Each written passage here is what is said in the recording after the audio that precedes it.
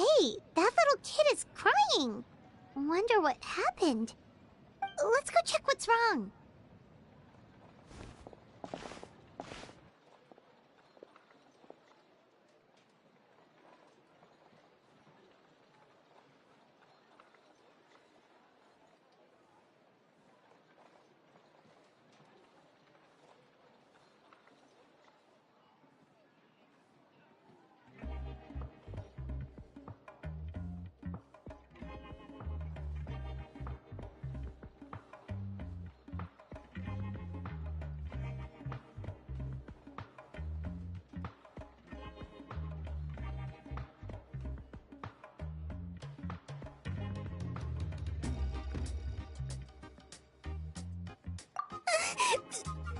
Master Chevin,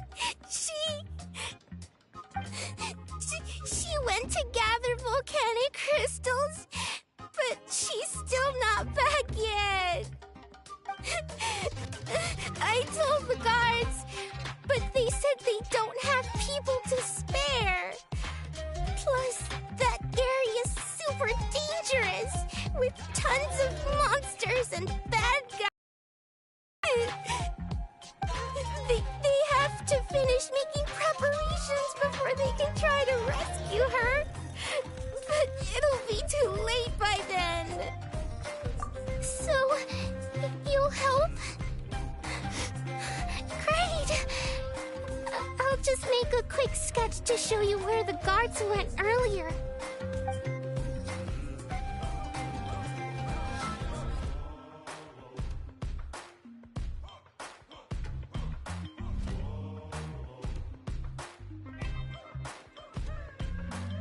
They said Master Chevin might have stopped around here.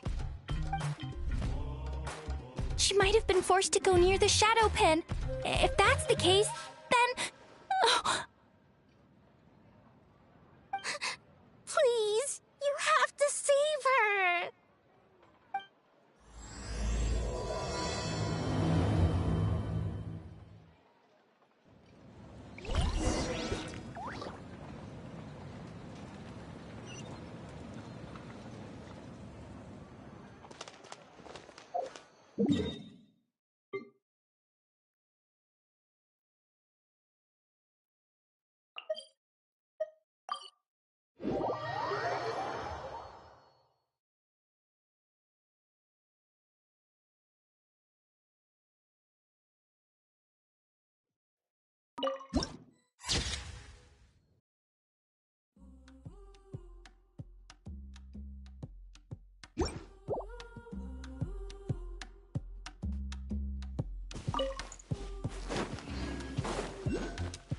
According to the map, we should be getting close. Let's search the area. Stay on your toes, though, traveler. Get away from me! Look, over there! Is that Master Chevin? Full throttle! Pyroclastic surge!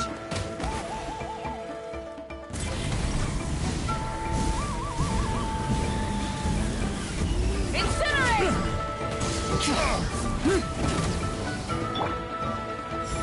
Where did you come from? So strong! Let's get out of here, boys! Run! Leave the stuff if you want to live! Drop off! Well, they didn't put up much of a fight.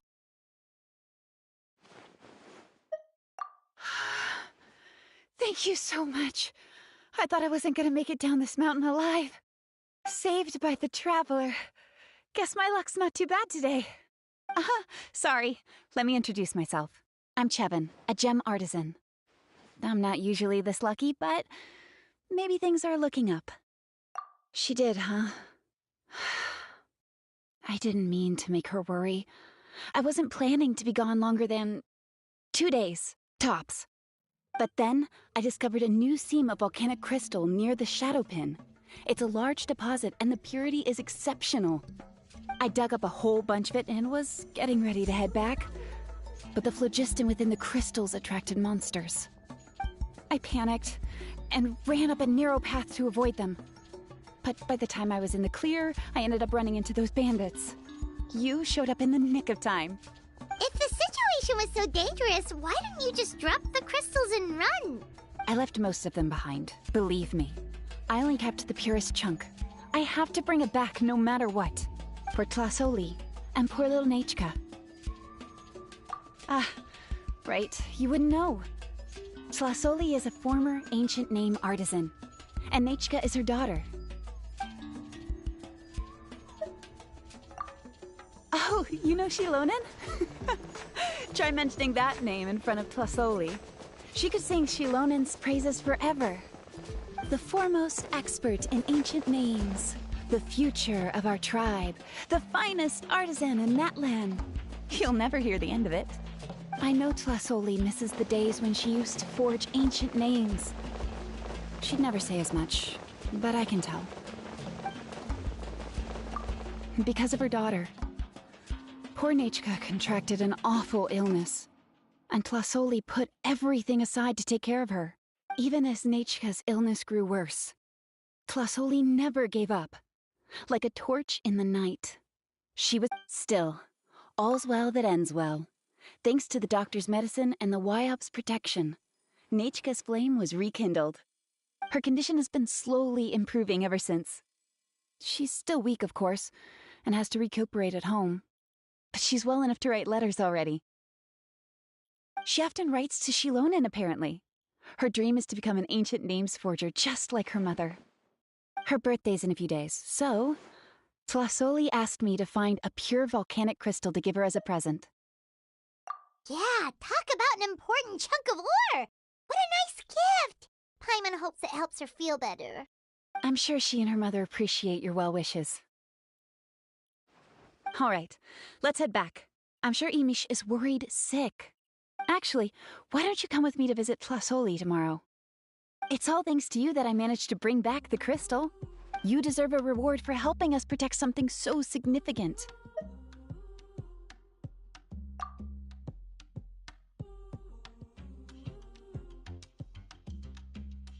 We don't need anything fancy like that. A normal gift is more than enough.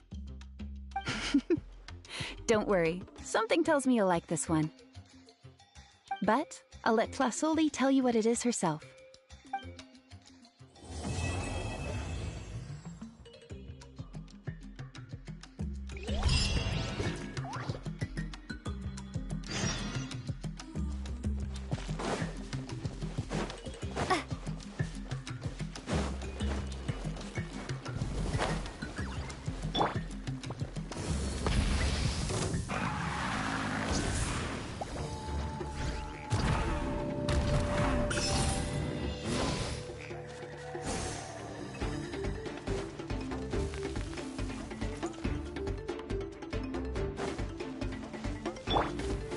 Out of the way, or get blown away! Silence!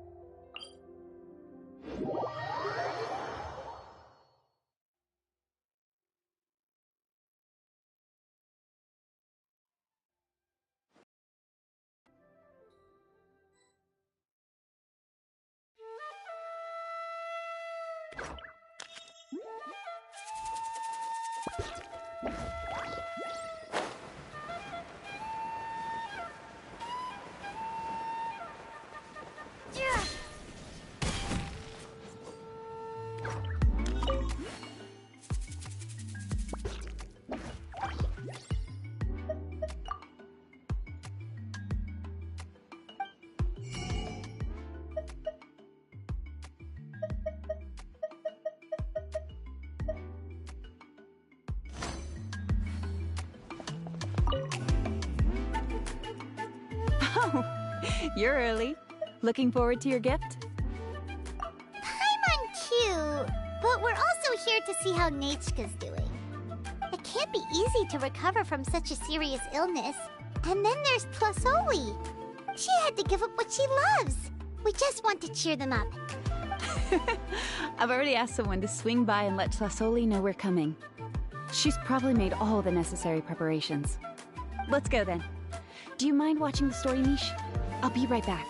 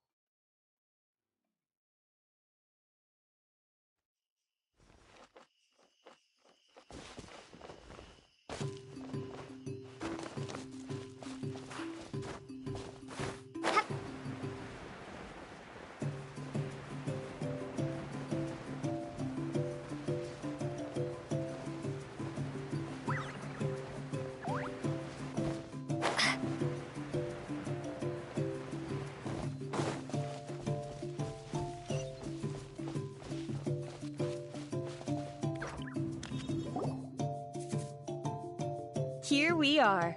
Nice house, right? Give me a sec, I'll go knock. Tlasoli! Open up! They're here! Tlasoli? Are you home? Open the door! That's strange. Huh, the door's locked. But she shouldn't be out at this time of day. Hey, Nechka! Nechka! It's me, Chevin! Open up, please! Still, I told Tlasoli we were coming. Maybe she had to take Nechka out to get some medicine. Hey, what's that over there? Looks like a Tapetlosaur nest. That's right. Tlasoli has a Tapetlosaur companion. If I remember right, its name is Iengu? When she was still in the forging business, she'd often have Iengu help with some digging work. But since Nechka fell ill, she hasn't let it dig much recently. Wait a minute. What the... This place is a mess! Iengu's nowhere to be seen either. Whoa, look at all these broken boxes! Something terrible must have happened. Oh... Alright, I'll just... find a place to hide for now. How is it that every single time Emish tells me not to go someplace dangerous, I end up running into danger? It's like her words have some sort of power over me. Maybe it's the Wyab's doing.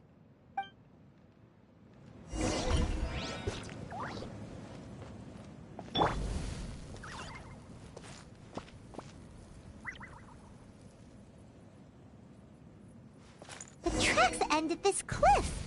Could the Tapetlosaur have climbed up the mountain? Let's head up there and see.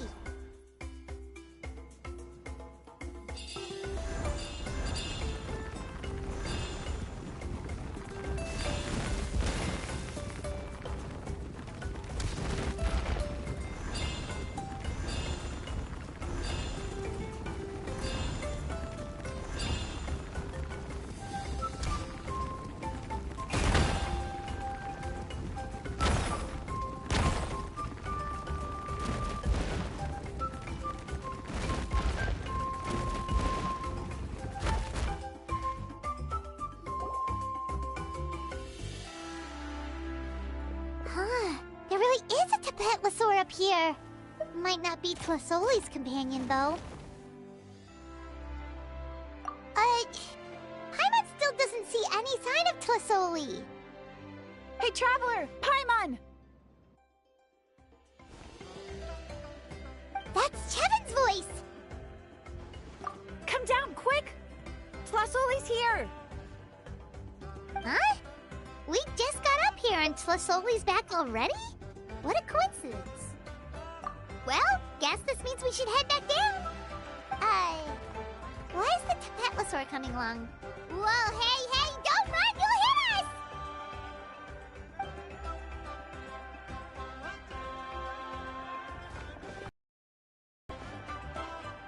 Yangu, come here. Are you being naughty again?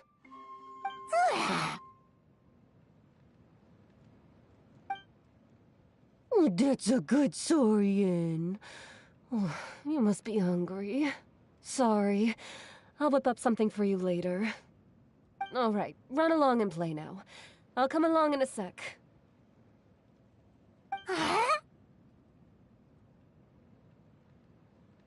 Sorry, you two. I was waiting for you at home when Nachka... Well, she snuck out and ran off by herself. She said she just wanted to pick some flowers for our guests. But she ended up getting lost along the way. Luckily, I managed to find her before long. Yeah, Chevin told us she was just starting to get better. She's still very weak. The shock and the cold winds certainly didn't help, so she ended up with a slight fever. I gave her some medicine and now she's in bed. But it's nothing a good night's rest can't fix. That said, she won't be able to meet you today. I'm sorry you came all this way for nothing. Don't worry about it. We know she's still recovering. Chevin told us how serious her illness was. Her health definitely comes first. We were just dropping by to check on her.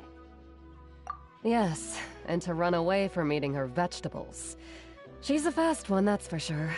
She jumps over chairs, hides under the table, then runs all around the house. I can hardly catch her. Seeing how she is now, that's already enough. I really couldn't ask for more. Hey, cheer up! This is supposed to be a happy occasion. We do appreciate that she tried to welcome us with flowers. Anyway, Tlasoli, about the thing I was telling you before.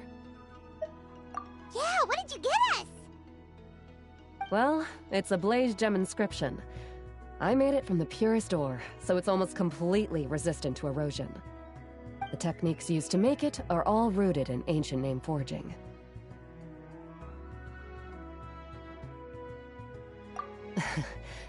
Don't say that or the Wyatt might smite me.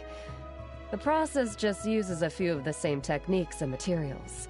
When I first made one, I didn't think it could serve any practical purpose, apart from the erosion resistance and the general aesthetic. But then Chevin suggested using the crystals to make a special kind of ornament. Blaze gem inscriptions made by an ancient name artisan, engraved with words that never fade. Quite the sales pitch, don't you think? Wow, that description really does make it seem special. Tlasoli's blaze gem inscriptions really are special, though. Word of mouth isn't always reliable. As information gets passed along, it becomes incomplete, forgotten, and sometimes even distorted. But the words inscribed on these crystals will stand the test of time. The inscription will never deteriorate, and the meaning will never get twisted. It's the perfect gift for a dear friend or significant other. You could even pass it down to younger generations. Yeah, let's get one! We can engrave our names onto it. Then once we find your brother, he can add his name as well. That way, our names will be together forever! You deserve it. You saved me. And Nachka's birthday present. It's the least I can do to repay you. Chevin, I thought I told you. Don't you start acting shy too, Tlasoli. It's a great gift. I know how much work goes into one of your blaze gem inscriptions. Well then, thank you both. I'll have it ready as soon as possible. Then, I'll have you do the inscription yourself. Nachka should be well by then. She'll be very excited to meet you. Whoa, let's not get ahead of ourselves. We don't even know how expensive that would be. You sure we have enough travel funds? Hold on, this isn't part of some scheme to make us spend all of our mora, right? Chevin? You never know. You do look like you have some savings to spare. No, don't listen to that, traveler. You'll end up losing all your mora. In any case, it's up to you. Oh no, it's the Tapatlosaur again! Quick, someone stop it! Paimon doesn't want to get run over again! Also, if you don't mind, Tlasoli, I'd like you to help me repair my blaze gem inscription. I dropped it when I was attacked earlier. The rope and clasp both snapped, so I haven't been wearing it. I tried fixing it myself, but I just couldn't get it to stay. Could you help? Just leave it to me. I'll make it as good as new. Thank you, Chevin, for going all that way and... It was nothing. We all just want Nachka to get better. You're right.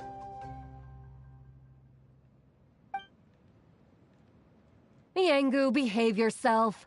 I'll feed you in just a second.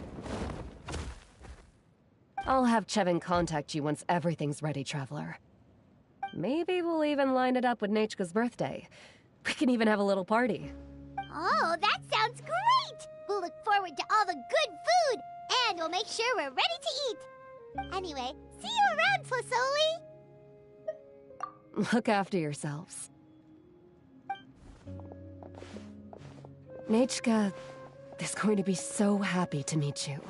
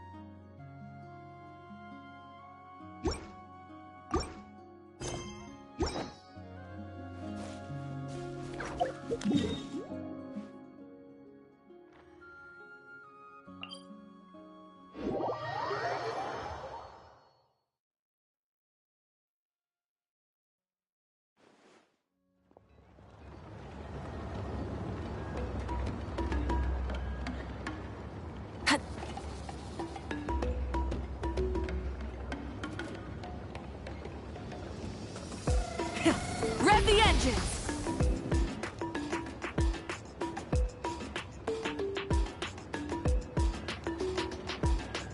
Shilonin, good thing you're here. I'm wondering if I can... Oh, the shelf on the left, second row down, first X on the right. That one's yours. And the garden hoe belongs to Ignal, and the hammer is Pakal's, so make sure you take the one that's yours. I haven't even said why I'm here. But looks like you're about to head out for a break. Yes, but I am going to take it right here. The temperature is just perfect today. Really? But doesn't it feel a lot hotter than usual? I really don't want to stay out in this heat. Exactly. In hot weather like this, customers don't tend to stick around and talk when they're coming to place orders or pick up the goods. I see. Oh, here comes another customer. I'll just leave you to it then, and pick up my axe. Sure, sounds good to me. Hey, Shilonin!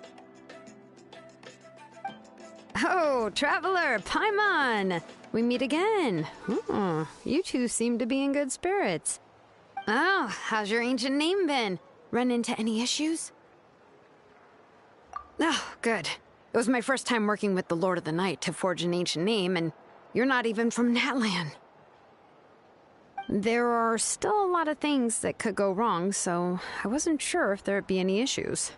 Huh? So, what are the chances that something might still go wrong? Well, less than the chances of Mualani accidentally falling off a spiritway, I'd say. Oh, well, that definitely would never happen. I found the Akshilonin. Thanks a lot. By the way, Nichka's birthday's coming up real soon. Are you planning to visit her? I've prepared a gift, and was just getting ready to take it to her. You're not planning on giving the kid a full set of pliers again, are you? Or, let me guess, woodworking tools? Oh, yeah, I make these myself, and it's a lot of work. But if you like a set, I can make some time and forge one for you. Great! We often camp out in the wild, but a set of Shilonen's tools would make pitching a tent and starting a bonfire a whole lot easier. Well, still, I won't be giving Nichka any tools this year. She wrote me a letter saying that she'd like a copy of To Kill the Brave. The book is not what you call a bestseller, but luckily, I have a few copies in my collection. They were really old editions that were published a long time ago, but they should still be readable. Children her age love fairy tales. The last time I was at Thesoli's, I even brought Nachka. Wait. What did I bring her again? It must have been her favorite thing, but, why can't I remember it anymore? Oh, it is quite hot today. Seems you're about to pass out from the heat. Do you even remember your own name? My memory can't be this bad. It's just these last few days. I've been forgetting things for some odd reason. Well, in that case, why don't you use the Blaze Gem inscription you have as a memo to engrave some important things to remember? After all, that inscription will never wear out, and it's easy to carry. I'd say that's quite a fitting use for it. You do have a point, but my inscription is almost already full. No. I engraved some wishes on my Blaze Gem inscription. You know, just some dreams that I have for the future and things I'd like to accomplish one day. Even though Thesoli has said that from an aesthetic point of view, it would be best for people to keep their inscription short, this Blaze Gem inscription was still made by a name engraver, the forger of ancient names themselves. Everyone thinks that the inscription she made might have some wondrous powers. So, many people who bought Blaze Gem inscriptions engraved their wishes and dreams on them, in hopes that they would come true. Sounds kinda like a wish granter. But if you do that, won't everyone be able to see your wishes and dreams?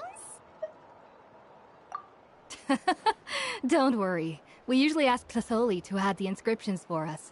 She has a unique method of engraving. With her method, the light must be at a certain angle in order to see the text. Without the right angle of lighting, the Blaze Gem inscription will just look like a pretty stone. That's true. In the end, a Blaze Gem inscription is essentially just a piece of rock. It doesn't have the power to grant people's wishes. Making wishes to it is like shouting into an echoing valley. The only one who will answer is yourself. But using it as a journal for your wishes is also fine. Carrying them with you and taking a look from time to time can be a good source of encouragement. Well, as long as you don't suddenly change your mind and want to take your wishes back, that is. These things are extremely durable. It would take a lot of effort to change the words. And I don't think anyone would willingly part with it either. They're not cheap and very hard to get. If you ever lost it, you'd just be filled with regret. Still, it's really strange. Given Auntie's skill, how could it take so long for her to make one? Oh, well, I hope someone didn't give her an idea of making fewer and selling for more.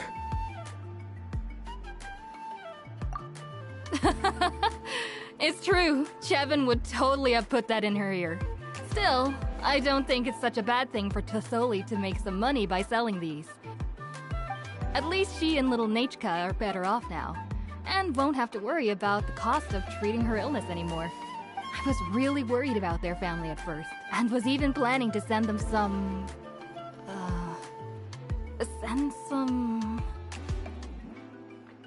Huh? What was I planning to send to Nachka again? This memory of mine. All right, if you stay out in the heat for any longer, I'm afraid even the inscription won't be able to save your memory. You should, go back. Yeah, get some rest. Right. Right. Please give my regards to Thesoli and Nachka. What's going on? Maybe I should go talk to Ernly to get some medicine. So you'll be going to Nachka's birthday party too, Shilonen? Oh, perfect! Then let's go together! Oh, yeah, sure, but I didn't expect you to know Thesoli too. She hasn't been coming to the tribe much lately, so how did you get a chance to talk with her?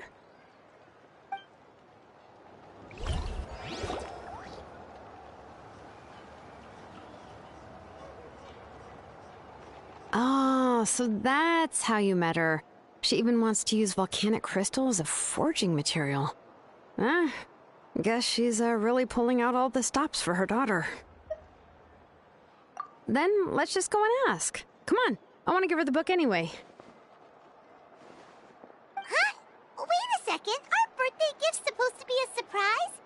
If we ask Nechka, then she'll know what gift we'll be getting her. And that would ruin the surprise! But if you don't ask her, then how will you know what kind of present she would like? Here's another idea. Perhaps you can also give her a storybook based on what she wrote in her letter. That might be a good option. But shouldn't we give it a little more thought? If we all give her books, it might seem like we didn't put much effort into it. Shilonen, have you really never asked her what she would like the most? There must be something else she'd like besides books. Unfortunately, no. Nechka's illness has kept flaring up over the past few years. Apparently, she couldn't do anything during that time other than rest in bed. She didn't even have the strength to talk to anyone. It wasn't until recently that she started to recover from her illness and regained strength to write letters to others. Anyway, there's no need to overthink it. Worst case scenario, I can split the book into 2 volumes and we can each give her one. Yeah, even though it would ruin the surprise, we could at least get her something that would make her happy. Anyway, could you tell us a bit more about the book that you're getting her? Is it really that unpopular? Well, it's a little difficult to explain. You see, there are actually 2 versions of To Kill the Brave. The premise of the book is pretty straightforward. It's basically about a set of twin brothers working to defeat a demon lord. But after defeating the demon lord, the older brother, To Kill, discovers that the king's spirit has possessed his younger brother, Remok.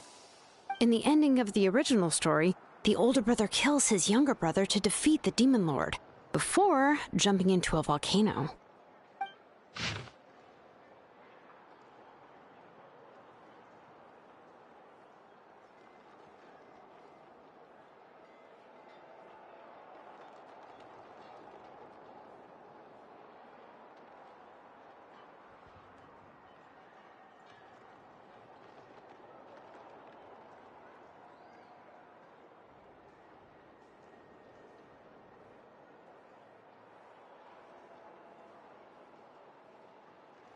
I remember there was one line that was super popular at the time.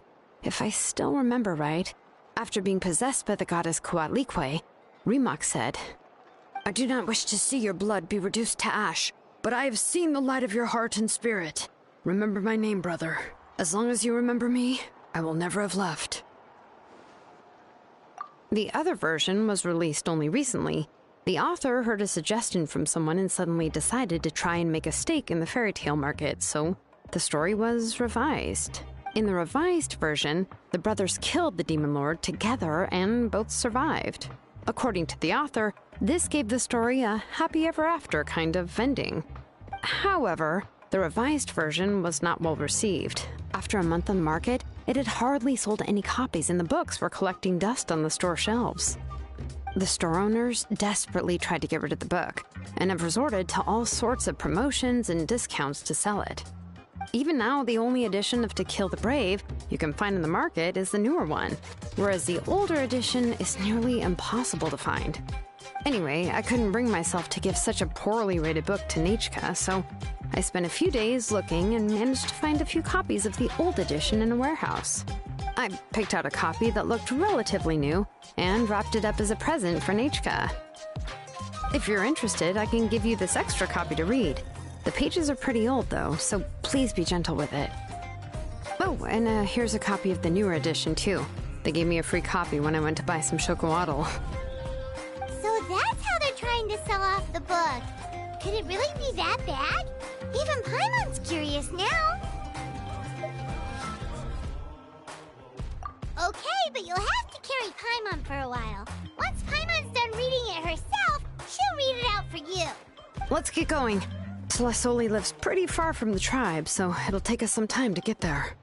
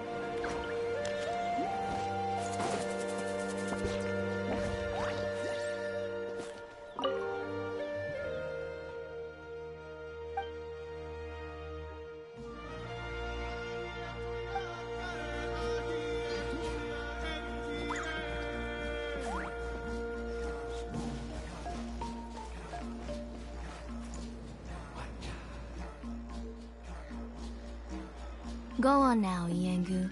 Nechika is still resting.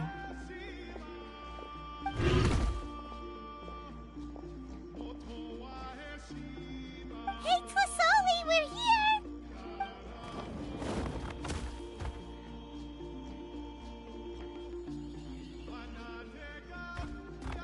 Oh, what a surprise. And even Shilonen is here too. Oh, it's been a while since I've seen you, Auntie. I received Nechika's letter. She wanted a copy of To Kill the Brave, right? Well, I've brought the book for her. Editions of the book in Natlan, and I wasn't sure which version she'd prefer. I asked a messenger from the Scions of the Canopy. It seems this softcover edition is one of the most popular options, so I brought it for Nechika. You haven't changed a bit, Shilonen. Let's go inside. I was just boiling some chocoatl, so you can all try some. Shilonen used to love drinking chocoatl. When she was little, she would always have several cups every time she came to visit me. You were already a big girl by the time I finally had my Nechika. Alright, for now let's... Oh, Auntie, let's go inside. Traveler, please help me get her into the house. Oh, Paimon will help too! Be good, Iengu, and don't get in the way. All right, let's get indoors. Watch your step, Auntie.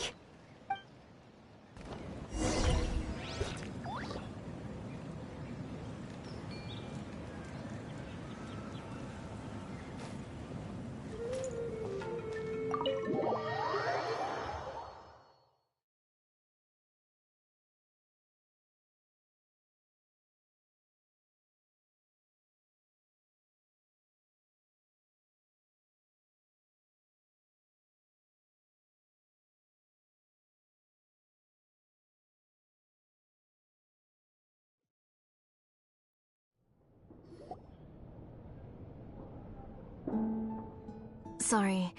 Nechika's illness has been flaring up recently, so I was up for a few nights. I suddenly started to feel dizzy in the sun. I hope I didn't scare you. Have a seat. I'll fetch you a few cups of chocoatl. Please wait a moment. Oh, I've already brought them over. This cup's for you, Auntie. And these are for you, too. Chocolatl?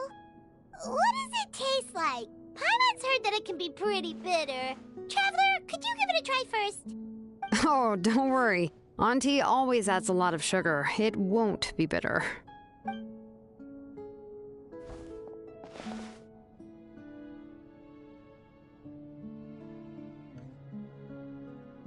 The last time you came to visit, you were still just a kid. But now you're a pillar of the Children of Echoes. No, of all Natlan even. Oh, well, it's all thanks to the drinks I had here and the books I happened to read. We heard that you two are from the same tribe, but Paimon had no idea you were so close. When I was little, my parents were always talking about how skilled Auntie was at forging ancient names and how she was a good role model for the rest of us. The moment I became idle at home, they would toss me into Auntie's workshop to watch and learn.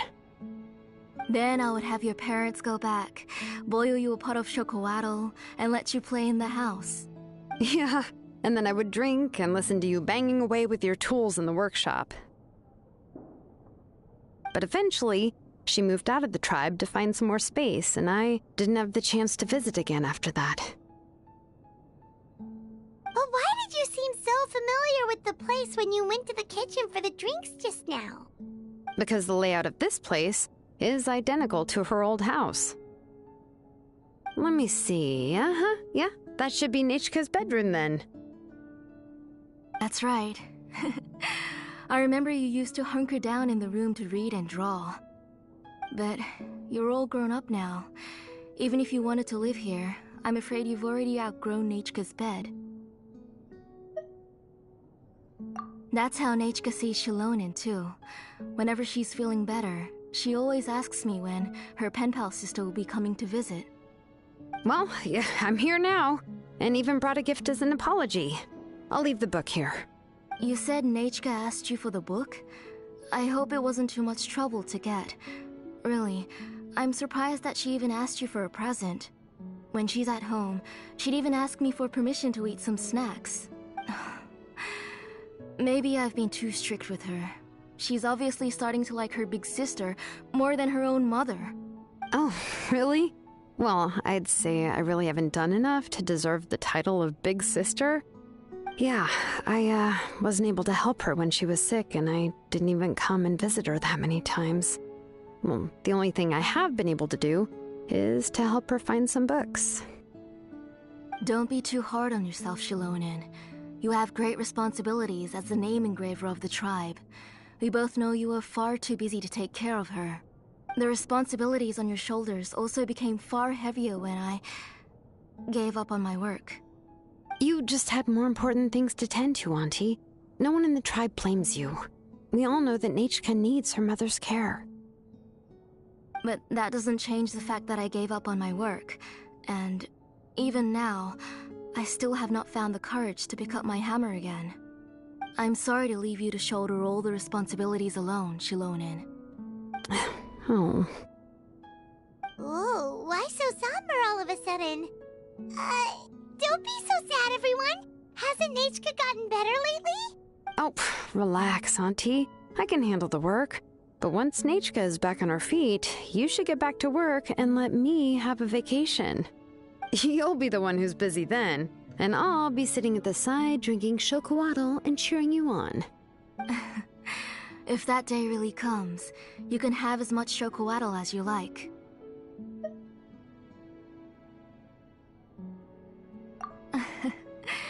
If you asked me before, I wouldn't have even been able to talk about it. But now that she is gradually recovering, I've also gained some courage to face what happened back then. Nachka's illness actually originates from the Abyss. That night, I was in the tribe, having a discussion over the forging of new ancient names. Before we could finish our discussion, the alarm started to ring outside. A horde of monsters from the Abyss suddenly attacked the tribe, so everyone banded together to fight them off. I joined the fray as well, and it wasn't until the monsters were repelled that I got back home with some guards from the tribe. But Nachka was gone. I can't remember how long I spent searching for her. Maybe for 2 or 3 days. In the end, we found Nachka at the bottom of a short cliff. She was holding a dried-up embercore flower in her hand, and there were traces of abyssal corruption around her wounds. I know. It was all my fault. Before the incident, Nachka had asked if I could forge an ancient name for her. Work was busy at the time, so I told her that if she could find an embercore flower, I would use it as material to forge her an ancient name. Oh, Nachka, my daughter, my Nachka. I was holding her in my arms, but no matter how many times I called her name, she wouldn't open her eyes and look at me. I was the one who decided to move my workshop to the outskirts of our tribe for work, and I was the one who left her home alone. Oh, my daughter, my Nachka, why do you have to suffer like this?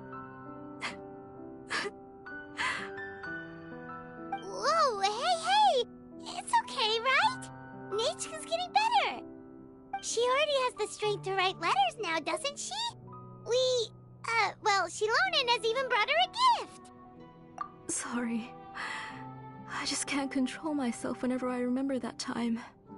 Phew. Alright. It's not every day that we get guests. I really shouldn't be crying like this. I asked someone to buy some ingredients for me. So, why don't you stay for dinner tonight? I'll make some shrimp bisque, grilled fish and mint sauce, and tower tacos. We'll help. That sounds like a lot to make, and we don't want you to tire yourself out. Huh? She mentioned all those delicious dishes, and you're just going to make a fried egg? Thank you both, but don't worry. It's just a few dishes. I'll be fine. You three just need to make sure everything gets eaten up. I can't eat a lot at this age. Oh, we haven't had anything to eat yet, so don't worry. We'll make sure there are no leftovers. Ah, it just occurred to me that Shilonen likes to eat cheesy crab hot pot. Why don't I make that instead of the grilled fish and mint sauce? I remember you don't like picking out fish bones. Nah, both are fine with me. I've learned to just chew up the fish bones now. Oh, come on now. If you don't want to pick out the bones, I can just take them out for you. Anyway, for dessert, would you like a cup of grain fruit or chocolate? Cup of grain fruit! What? A cup of green fruit mixed with chocolate. Okay, got it. I'll go start cooking, but could you do me a favor in the meantime? I ordered a bunch of ingredients, and they should be here any minute now. Would you go check by the door and see if they were already here? If so, please bring them in. Come on, Shilonen. Stop lying around. You shouldn't nap before dinner. It'll ruin your appetite. Hey, I'm not a kid anymore, you know. You don't have to worry about my appetite. That's beside the point. If you don't watch out for your health while you're still young, then when you get older, you'll... All right. I'm getting up.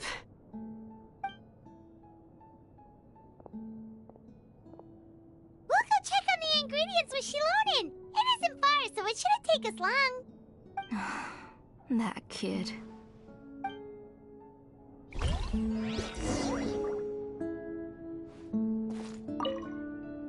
That kid. She's just like Nachka.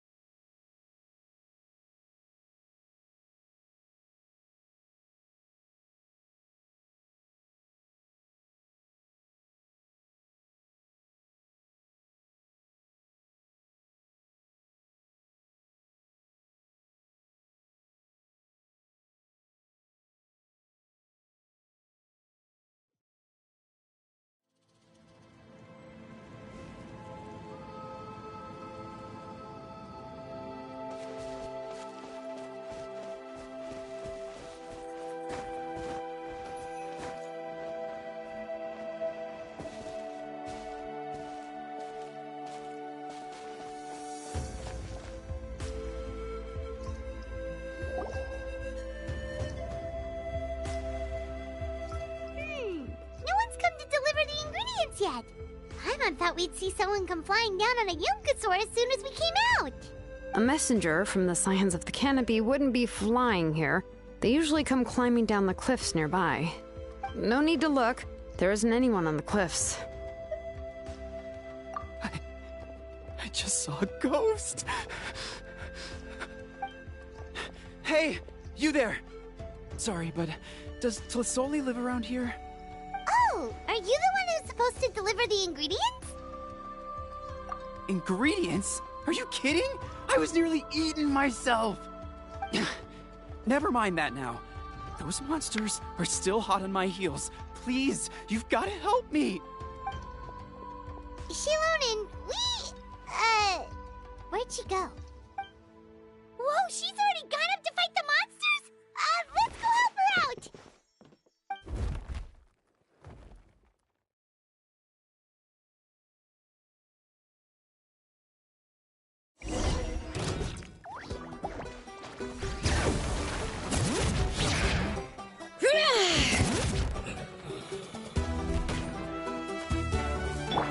Burn it down!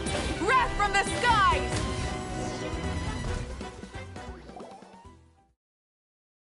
All right, that should be it for the monsters. Yeah, it was easier than I thought.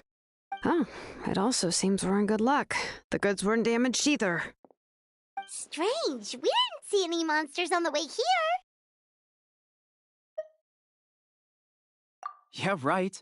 I use this road to deliver goods all the time, and I've never been attacked like this before. It's the main road in and out of the tribe, so people often come here to clear out any monsters. This area is usually very safe. I don't know what happened, but it seems like all the monsters around here have gone berserk. Even the docile Tepetlosaurs are in a frenzy. Tlisoli doesn't even forge ancient names anymore, so why can't she just move back to the tribe? If she comes back, Nachka will even be able to find some playmates. She's so young and hasn't even... Nachka's playmates. No, wait, I feel like my kids have played with her before. They've even told me about Nachka's favorite game. If I remember right, it was... strange. I always remembered it before. How could I forget all of a sudden? Look at that! He has a Blaze Gem inscription too! You should go back to the tribe. It seems like you had quite the scare today. We'll take the ingredients back for you. I'll carry these bags, and you two can carry the rest. Huh? Oh, sure. Paimon can take care of these grain fruit that fell out of the bag. If you say so. Thank you so much. I guess today's just a really bad day for me to go outside. That's so weird. Why is everyone we run into today having trouble remembering stuff?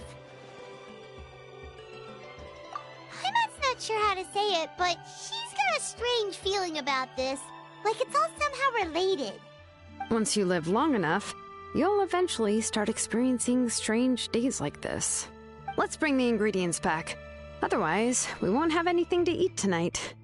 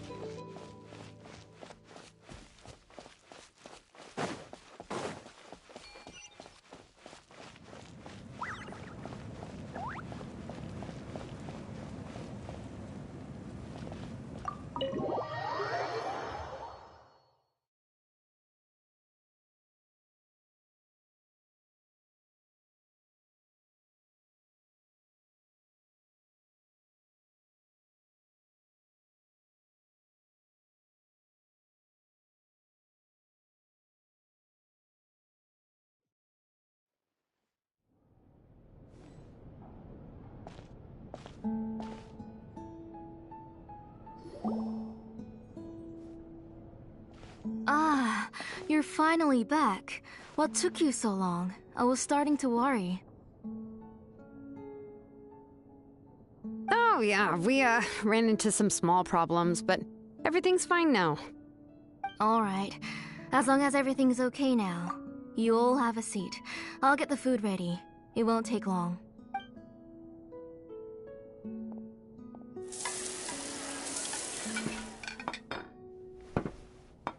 Whoa, there's so much tasty food! You're amazing, Tlisoli! They were all pretty simple dishes to make. Don't be shy. Dig in, everyone. But Paimon can't reach that dish! Could you give Paimon some? Come on, come on! Ooh, yeah. Can I get another serving, please? You're done already? Do you even chew when you're eating? Of course! Didn't I say that I chew up the fish bones? I'll have just one more fish and leave the rest for Nachka. It's okay. Just go ahead and eat all you'd like. Nachka can't eat these dishes anyway. Her body is too weak to digest these kinds of things. I'll just make some broth for her. Oh no, but Paimon thought she'd already recovered from her illness. Injuries caused by the Abyss cannot be undone. The doctor said the fact that she's stable is already quite a miracle. But it's okay. Nachka can talk to me now and can even hold my hand. That's more than I could ask for. Even if she will never again know that I am her mother. What do you mean? The doctor said the Abyss has had an irreversible effect on Nachka's soul. She's lost all her memories from before she was injured. The doctor also said this sort of memory loss isn't like simply forgetting something. Rather, she can no longer remember anything from before that fateful day. Huh? But how does that happen? You know about the woven scrolls that the Masters of the Night Wind use to record things, right? Well, Generally speaking, forgetting things is like when the woven scrolls would gradually start to. As you repaint and weave the threads again, the faded memories will come back to life. But the case of Nechka's memory loss is as if her woven scroll had been cut in two, and the portion of the past was burnt to ashes.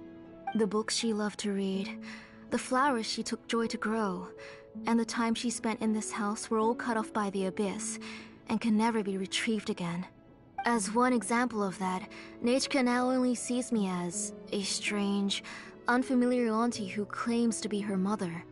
She's a good kid, and doesn't want to upset this lady who's been taking care of her so much, so she still calls me Mom. But I've always had a feeling that she's constantly wondering about things like, where is her real mother? Why is she stuck here in this house? Was she abandoned? Nechka really has no idea that her real mother is right in front of her, and has never left. So you plan on recreating Nechka's woven scroll, all by yourself? What do you mean? Or should I say, you've already started reweaving that scroll long ago. The delivery guys. I saw it hanging from his waist, so I asked to borrow it from him. Don't worry, I'll return the inscription to him once we've figured everything out. These things aren't cheap, after all. When did you know? Yeah, I noticed it back when Blaze Gem inscriptions suddenly became popular among the tribe. It was then that I also noticed that everyone wearing Blaze Gem inscriptions had varying degrees of memory loss. Traveler, you've picked up on it too, haven't you? Accessories made using ancient names forging techniques. For what's only supposed to be a pretty souvenir, this inscription contains a phlogiston engraving with a truly overkill level of complexity. The shapes and patterns of these engravings are also identical to that of an ancient name. By making just a few slight adjustments to the layout and connections of the main pattern, you can pretty much qualify this Blaze Gem inscription as a bona fide ancient name. And yet, you've never told anyone about these engravings in the Blaze Gem inscriptions that can be activated at any time. Am I right, Auntie? I knew you were a sharp one, Shilonen. That's right. I have a way to cure Nechka and restore all her memories. It's actually quite simple. I want to forge an ancient name for Nechka that contains all of her past memories. And the reason they must be approved by the Wyab is because the memories they bear are all stored within the ley lines. Extracting those memories from the ley lines requires the Wyab's assistance. But your plan wouldn't need you to do any of that, right, Auntie? Your Blaze Gem inscriptions will help you complete that part of your plan in the ley line's place. You will use the inscriptions to form a massive memory bank for Nechka. And the ancient names you're trying to forge will be used to extract corresponding memories from the memory bank. A memory bank? Wait, so the reason all those people were having trouble remembering stuff is because the Blaze Gem inscriptions took away any memories related to Nechka? Using other people's memories of Nechka to reconstruct her past? This is the first time I've heard of such an idea. You've seen through my plans, Shilonen. You're as outstanding as ever. Far more brilliant than me. I intend to use this method to collate all the memories related to Nechka and allow her to regain her past again.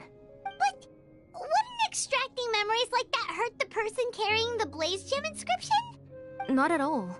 Every time a Blaze Gem inscription extracts memories, the process is under my precise control. That way, there's no chance of anyone in the tribe getting hurt. This is the central inscription that controls all the other Blaze Gem inscriptions, which will also soon serve as Nechka's ancient name. You made all of this yourself, plus Oli? Yes, it was lots and lots of work. It was truly exhausting. Or perhaps I've just grown old. You saw it yourself. I nearly fainted just from being in the sun. I could collapse tomorrow, or even in the next few moments. But Nechka's ancient name is still far from completion. I've solved the issue of storing memories, but I still don't know how to connect Nechka up to this central inscription. I thought you'd just modify your own ancient name. I considered it, but this matter doesn't have anything to do with my ancient name. It's of no help to me, and I don't need its help now. You know the price to pay for making something like this. Yes, I do. But as long as I can get my Nechka back, I'm willing to do whatever it takes. Otherwise, Nechka won't have any chance of reclaiming her past once I'm dead and gone. She won't remember me, and she won't even remember why her name is Nechka. When that time comes, she'll be left to drift around the world all alone, unknowing of where she came from or where she should go. She is my daughter, the one to whom I gave the Nechka name. Whether it be as her mother or as a name engraver, I can't simply stand by and let her name disappear. Shilonin! I'll take the central inscription with me. I'm going to completely disassemble it to confirm its components and uses, and I won't make any promises until I've checked everything. Say goodnight to Nechka for me, Auntie. Oh, wait. I've also finished the inscriptions for the Traveler in Paimon. Let me fetch them for you. I'm sorry it took me so long to finish them. Hold on, Auntie. The Traveler and Paimon have never met Nechka before, so you can't draw any memories from them. That wasn't my intention. They're just ordinary gifts. Please, take them. Huh? What was that noise? Nechka must have woken up and wants to get out of bed on her own. Sorry, I'll go check on her first. Nechka, don't try to get out of bed. Just tell Mom if you need anything. You go ahead and take care of Nechka, Auntie. Let's go, Traveler and Paimon. There are a few things I want to tell you.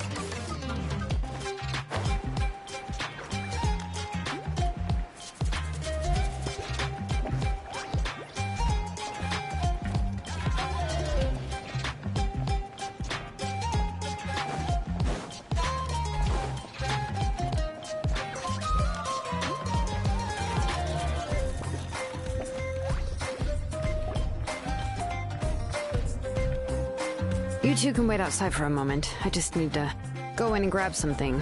The workshop is a little messy, so unfortunately, I won't be able to show you around.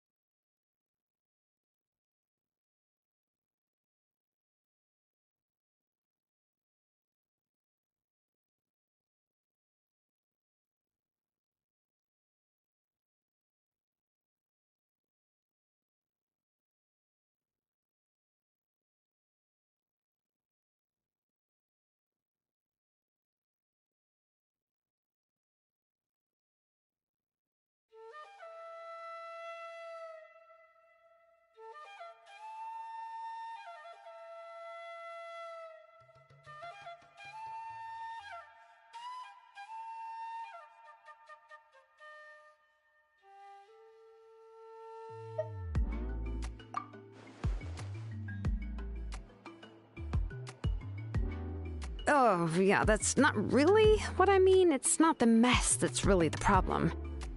It's just that the workshop is cluttered with way too much stuff. Books, files, and even ancient texts I got from the Masters of the Nightwind. Everything's piled up to the ceiling. You probably won't know where to step once you're inside. Kachina suffered quite an unfortunate series of events the last time she went inside. Well, I suppose it was my fault for being so focused on searching for information at the time that I forgot to lock the door.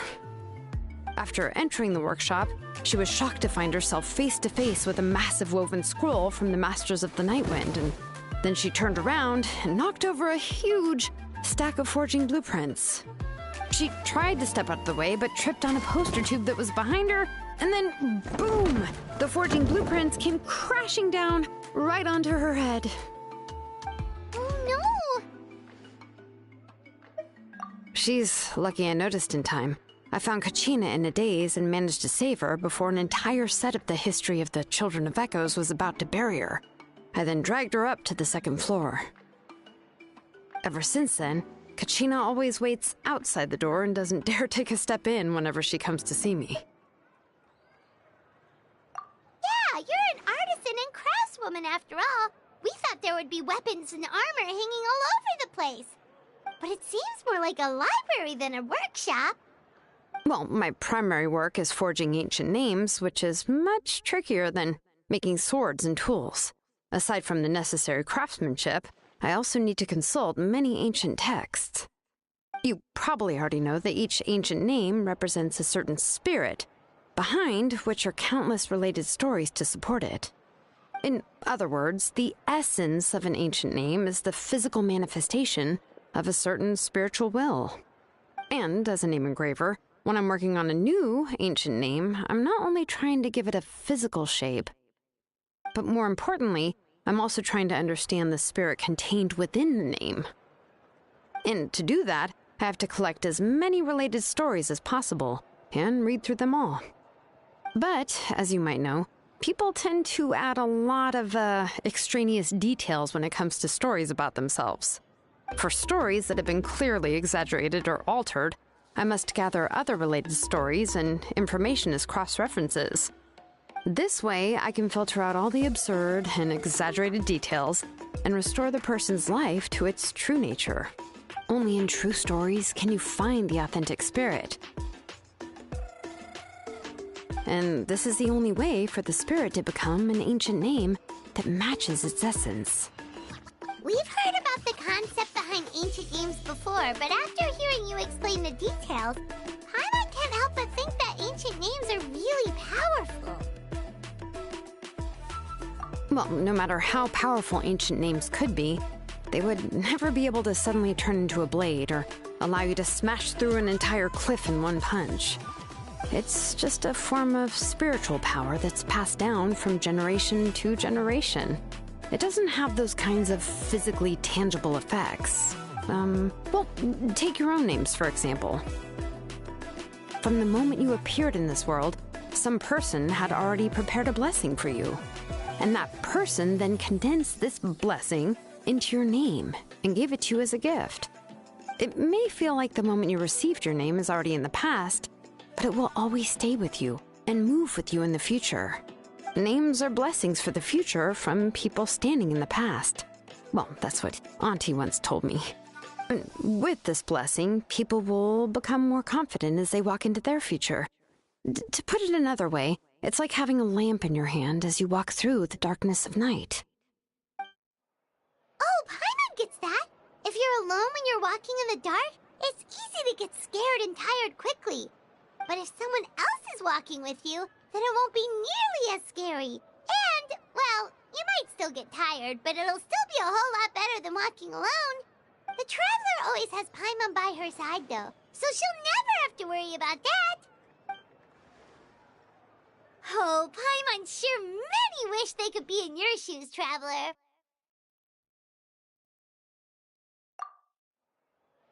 Paimon's always flying! Of course it gets tiring! But we're getting off topic. We can talk about that later. Anyway, this is what Clisoli told me when I was training as a name engraver. And to be honest, I've only understood 20% of what she said at most. I've never been able to figure out the rest. But doesn't that mean you basically don't get it? Well, that's not entirely true. Auntie and I have at least come to a consensus on the most important thing. You know, I am sick of talking. We can talk about all of this later. Please, wait a moment while I grab my things.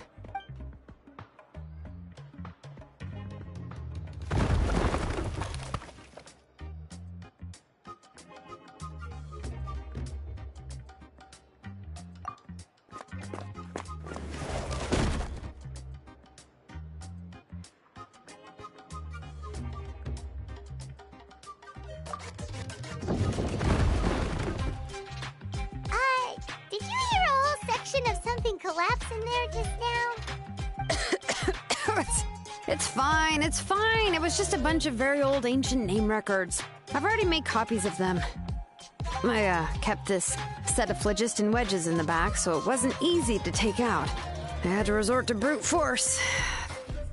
Come on, let's go disassemble the central inscription. It shouldn't take long.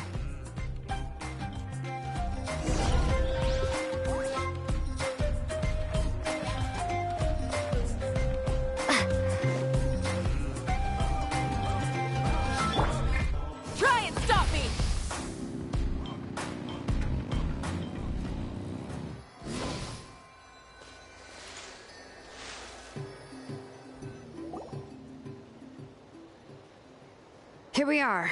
This is the place. This cliff is pretty high.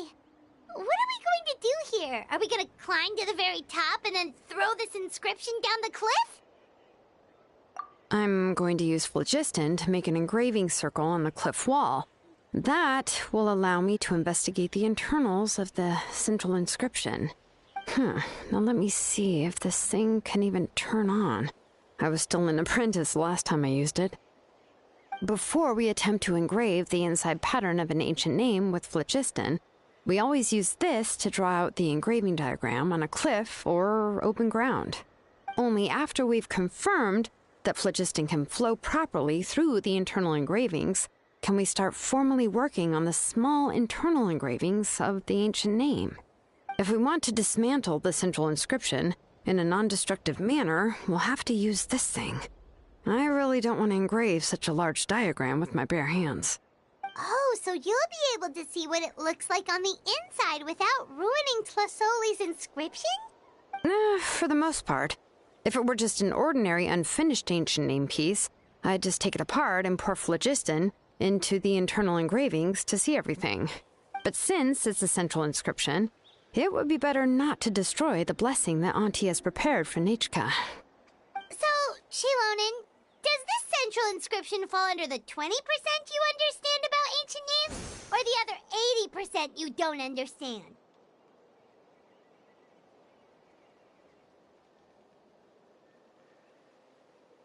Oh, don't worry. As I said, Auntie and I share an understanding of the most important principle, which is names are intrinsically valuable. Only by having names can things be sorted and categorized. They allow the world to become more orderly and identifiable. For example, when I order ore, I would usually say I need volcanic crystals of about 35% purity and no more than 3% of impurities. Without specific names, I would only be able to go to the ore merchant and say, I want this and this. No, this isn't it. That one. No, not that one either. Yeah, you see what I mean?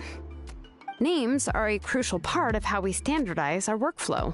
Without names, the work would be impossible. Yes, because forging ancient names is first and foremost a technical job. There's no debating that. As for the question of why it's important, as long as it does not affect your ability to perform your work, you'll gradually understand it as you put the process into practice. After all, creating an ancient name is quite the complicated process. Well, let me break it down even further. We're not in the tribe right now anyway. Essentially, by forging ancient names, I'm assigning nicknames to the heroes in Natlan's history. Giving someone a name is a subjective expression. You just need to express your hopes and wishes for them. But giving someone a nickname is a much more objective expression. To come up with a fitting and accurate nickname requires much thought and observation. If ancient names or nicknames aren't descriptive enough, no one will remember them anyway. So the best I can do is gather all the information I could and try to come up with the most fitting nicknames possible. Even a minor mistake in the process could cause people to misunderstand the nickname. For a name engraver such as myself, such mistakes would be considered a major blunder. Paimon isn't trying to come up with a nickname for Shilonen. Besides, all of Paimon's nicknames have been very descriptive. Everyone can remember them. Phew. Now I'm curious. Why don't you, come up with one for me? Are you serious? Of course. This is also my line of work, you know. Go ahead. A nickname? Shilonen. Well, she uses phlogiston to forge weapons and make names for others.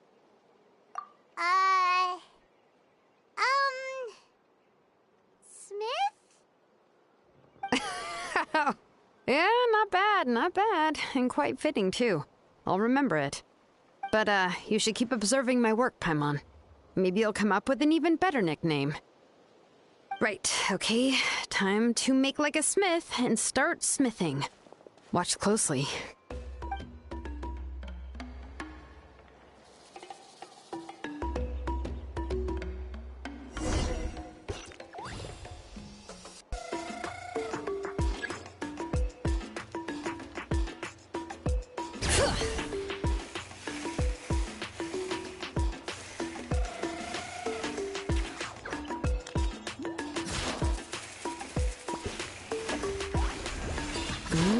Adjust the inclination by 2 degrees. Stop.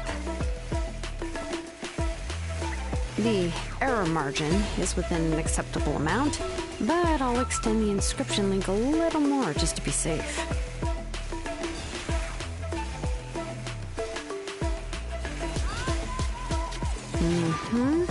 I'll leave some space here, and when the linked engravings are activated, the inscriptions here will overlap with each other. And there! That should complete the flow.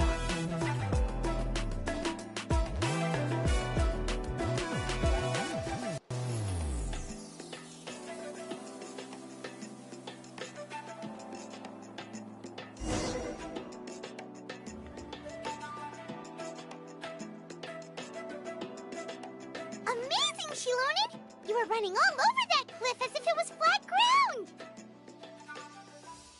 Oh no, it doesn't have anything to do with my tribe. It's just the phlogiston adhesive I have on my shoes. But after all that running around, I'll have to infuse them with more phlogiston again. Huh. I should prepare a spare supply of phlogiston to bring with me next time.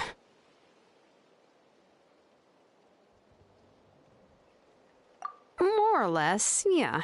I usually have at least the key equipment on hand. I can show them to you when we next find the time, but let's get to work first. Let me see.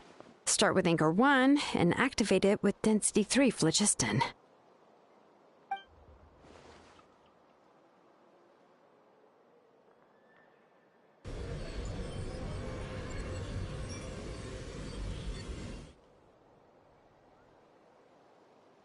Whoa!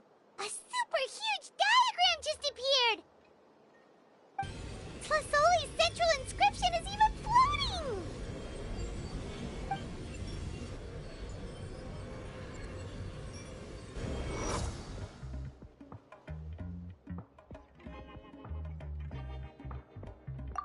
So are you done with the inscription she loaned? How does it look? I didn't find any anomalies in the phlogiston engraving. All the adjustments are indeed based on ancient name engraving techniques. That means we can help Tlasoli and Nichka now, right? Well, probably, but I have good news and bad news. Oh, but I'm also just going to go ahead and share both, so it's not like you'll have a choice in the matter. Paimon will cover her ears after the good news. Well, even if you cover your ears, the issue will still continue to exist. But, before we get to that, I want to ask the Traveler a question. What are your thoughts on absorbing memories? I knew you felt the same way, and that'll save me some initial explanation. I've never been very good at that anyway. It's hard to control the absorption of memories. Technically speaking, this type of inscription has the power to do far more than absorb memories related to a single person. By herself, Auntie can't handle that level and scope of work, but if she has accomplices, it is completely possible for her to use this inscription to accomplish far bigger things. Accomplices? You make it sound like she's committing a crime! Well, here's the good news. Yes, this Blaze Gem inscription would be the perfect tool to commit crimes, but we haven't found any accomplices or signs that she intends to put it to such uses. From a purely objective standpoint, we can consider that possibility as yet to be confirmed for now. The bad news is, there's still an underlying problem with this Blaze Gem inscription that cannot be ignored. I believe I've mentioned this before. Ancient names operate with the help of the Wyab, granting them the power to read information kept in the ley lines. In this process, the Wyab actually function like relays, helping the ancient name bearer sense the information from within the ley lines. If you remove the Wyab from the process and don't use any tools, then finding a specific story is akin to trying to scoop up a specific grain of sand from a rushing river. Yeah, exactly. Anyone who attempts to do so will likely lose most of their cognitive function or become a babbling madman who talks to themselves all day long. Now, let's consider the memories that Auntie has gathered as the ley line, and Nichka as the only ancient name bearer of this ley line. There's no way Auntie would let Nichka plunge into the river of memories without any tools. She'd only be overwhelmed by the surge of memories. And considering that Nichka has forgotten all of her past, she'll be unable to work on her own to accurately find the correct past. Only Aunt Tlasoli can help her filter the correct memories of her past. So, if my hypothesis is correct, Auntie is actually planning on turning herself into Nichka's Wyab to help her extract the corresponding memories in the different situations she may face. In an ideal world, this would be perfectly fine, as long as every extracted memory is correct. Nichka would essentially be getting her past back. And I also believe that there won't be any mistakes in everything that Auntie remembers about Nichka. But Auntie is not a Wyab. Her body won't be able to handle the load for long. But how can we solve this problem? No matter how we try, Tlasoli will... Names are blessings for the future from people standing in the past. I've also made up my mind. Come on, let's go see Auntie.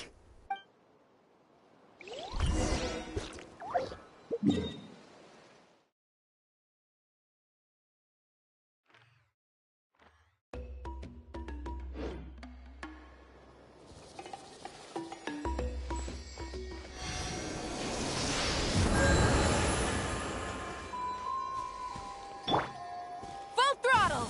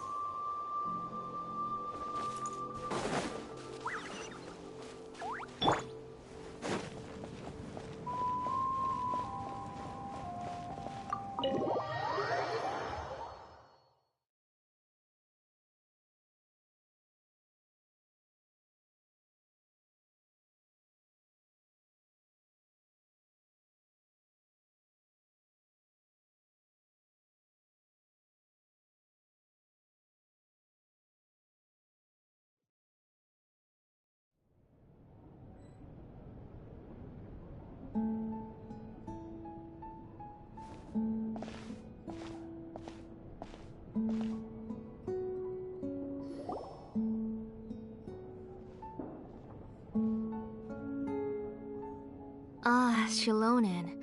It looks like you've made your decision. Am I right? Yes, here's some research that I've done. You can reference it to modify the way the central inscription operates. I'll also help you continue working on the Blaze Gem inscriptions, but I must have complete control over all the inscriptions and the ability to oversee their uses. The memories that can be absorbed by the inscription will be limited solely to Nichika's past. We'll plan a set time frame together from which the memories can be drawn from shortly. If you attempt to extract any memories beyond this scope, then I'll consider that as committing a criminal act and halt all work related to the central inscription. After the memory bank is constructed, the Blaze Gem inscription's absorption functions must be stopped immediately. Only functionalities for outputting memories will be kept.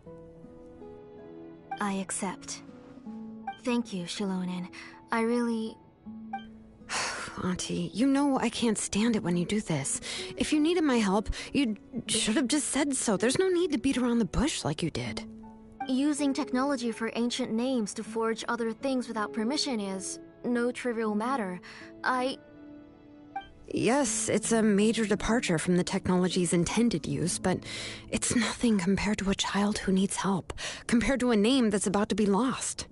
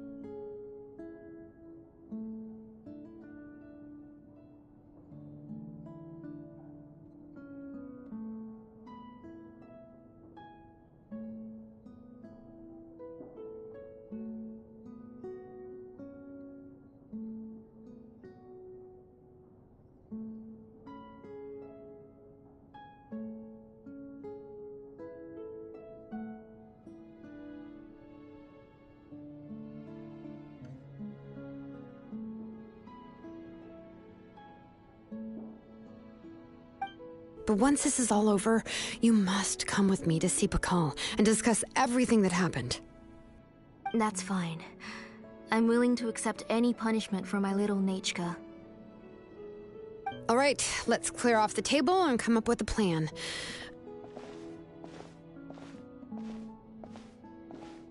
I need some time to consider how to let Nachka control the Blaze Gem inscription on her own and extract the memories from her past. Oh, by the way, did you give the book to Nachka? How could I just hand her a birthday present that you specially brought for her? I've picked out a box and packaged it up. Wait till her birthday and then bring it to her. It'll be a nice surprise.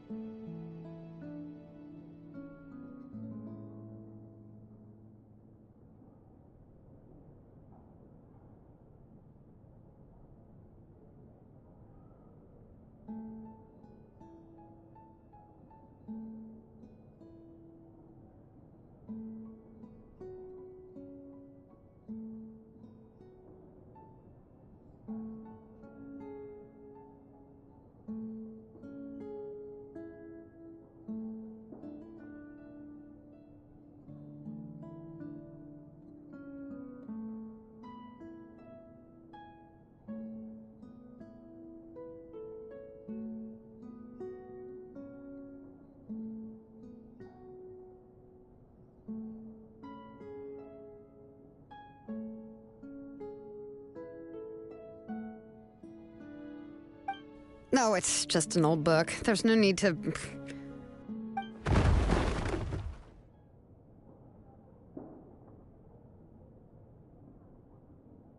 Oh! Is Nachka up again? But what was all that noise? It sounded like something broke! Uh-oh! What if something fell on her? We should check. Paimon will go have a look.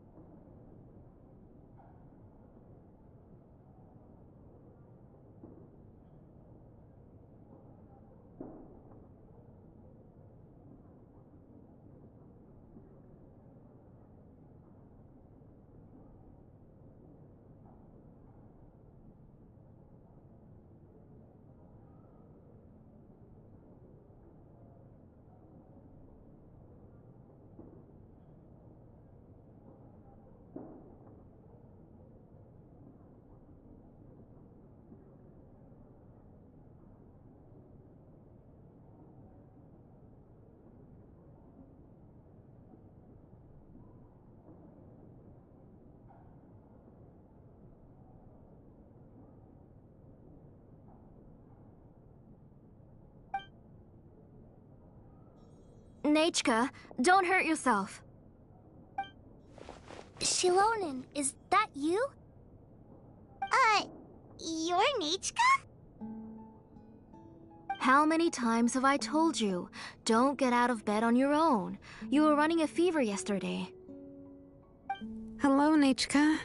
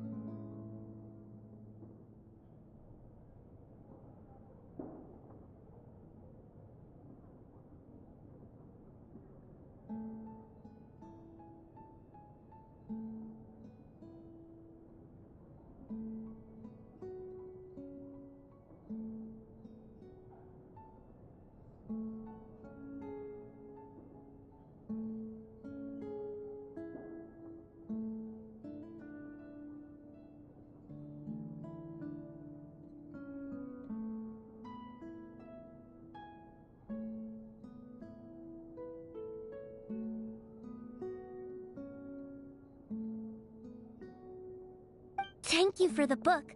I've already read it several times.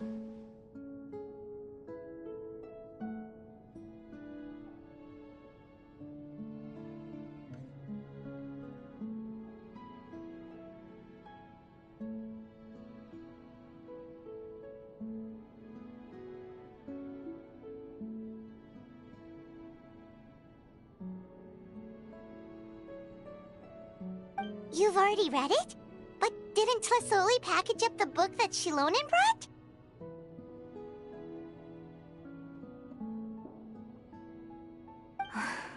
No. She's all mixed up. The one she read isn't from Shilonen. It's one I bought for her before.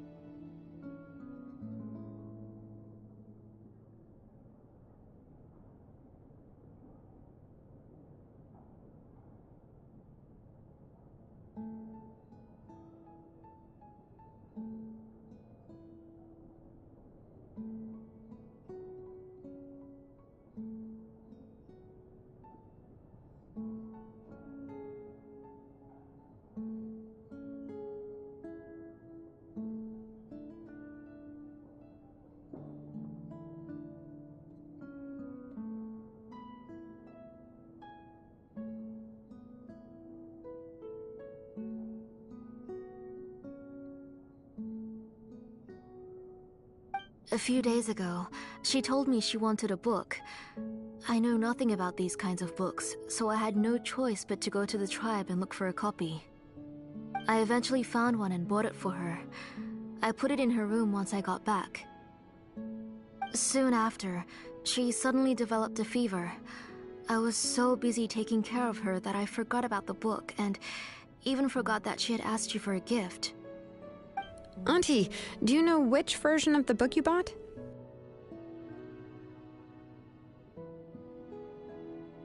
Which version? The shopkeeper said it was the one with the perfect ending to the story. Apparently that's the only one you can find on the market now.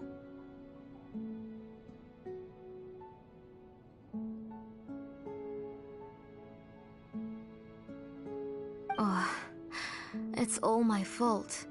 You wasted your money, and now it won't even be a surprise.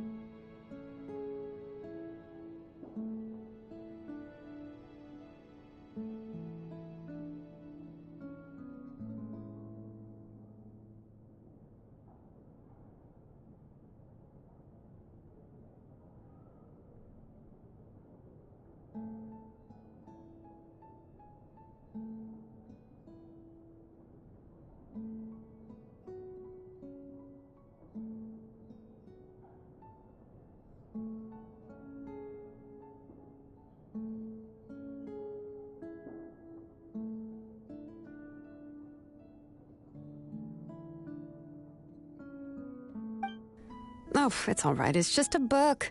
As long as Nechka enjoys it, that's what matters. Oh, right. Nechka probably doesn't know us. We're...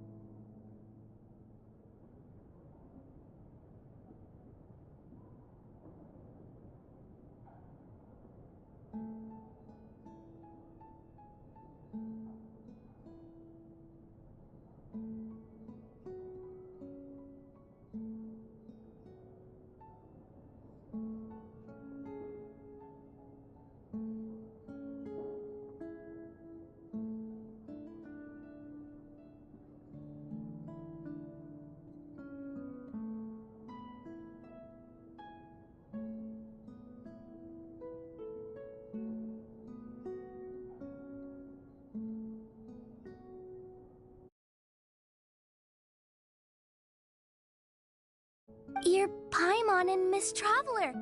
Mom told me about you. Oh! Seems like everyone knows who we are now. Nichika seems to be doing pretty well today. Since she's been stuck indoors for the last few days, why don't we take her out for a walk?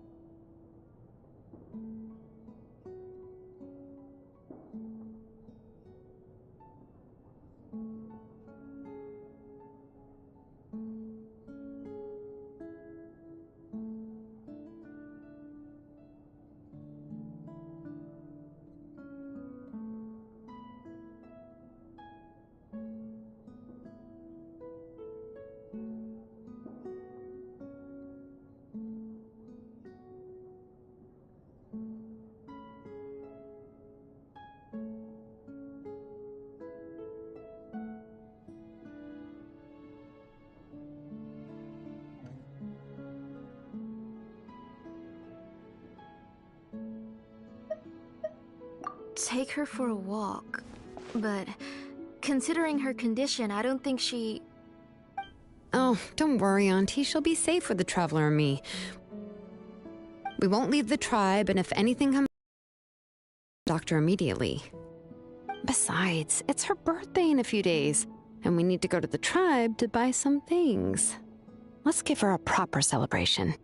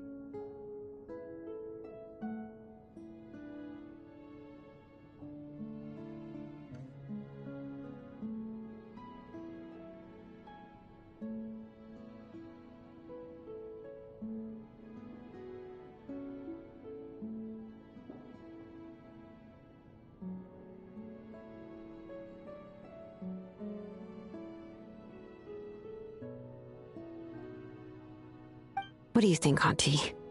I promise I'll be good, Mom. Didn't you say before that I need more fresh air? Alright. As you wish. I also happen to have a few repaired Blaze Gem inscriptions that I need to get back to the tribe. We can go— Wait for a moment. I'll go get Nachika's water bottle and some towels. Some medicine. Oh, and a parasol.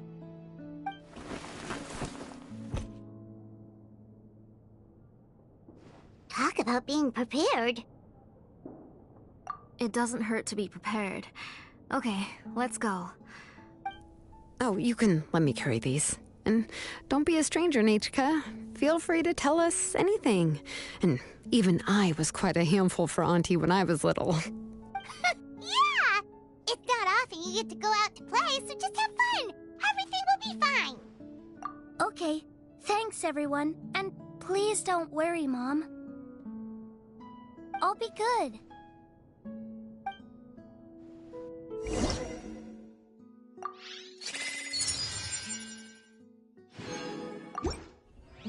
Let's go look for Igno. I've had her Blaze Gem inscription for a while now, and I'll finally return it to her today.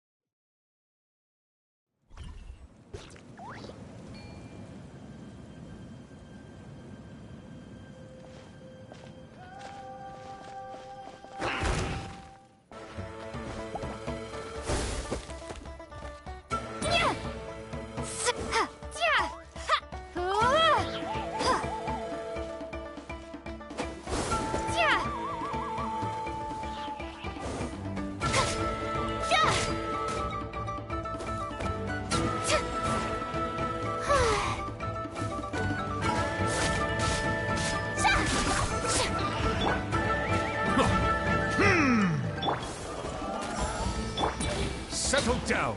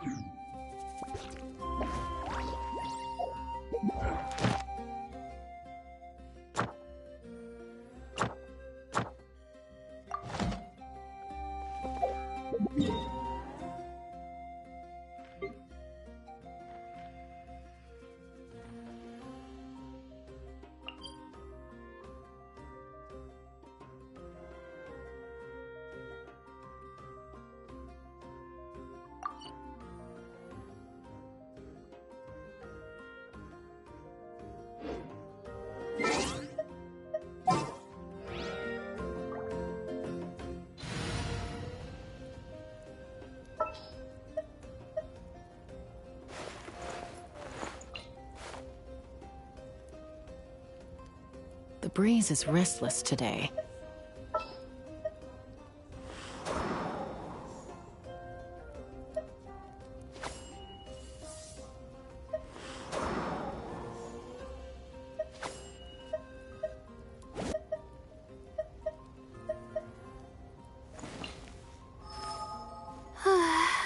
My mind is...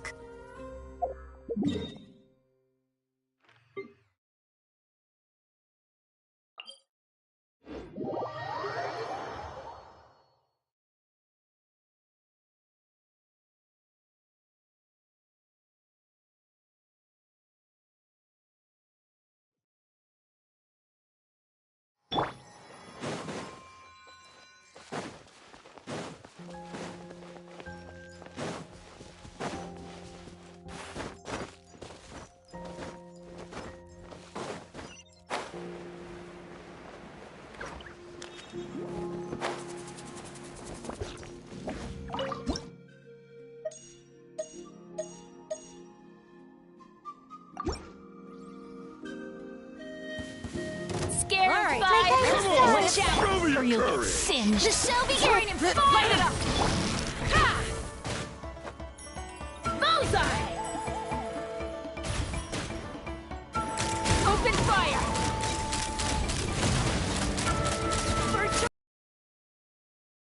Bullseye! That was quick. Locked on! Open fire! Locked on! Bullseye! Locked on! Locked on! Fire in the hole! The night is cold. How brilliant! Let's ride! Rev the engines! Take me up! Locked on!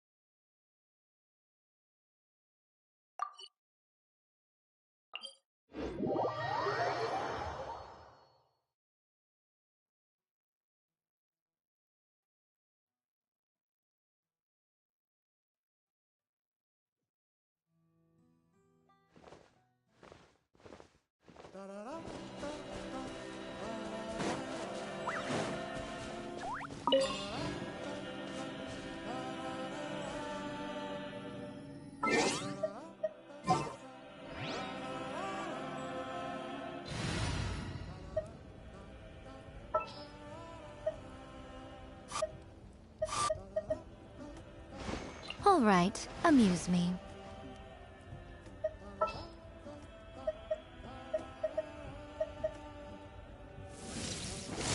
Stay close and you will live.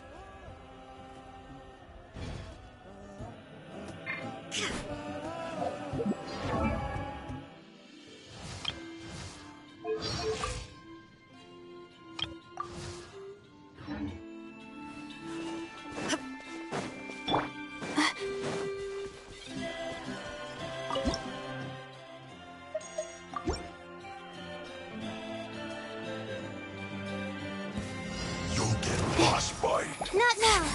Don't be scared. I heard you. May I present? Time to shine. Emerge, right now. Emerge. Now you shall perish. I see through you! I miscalculated. The night is cold. Cold. Mine to command. Right here. Emerge. Out of my sight. The show begins. Let my name echo in song. Illusion shattered. Torn to oblivion. Mirror images.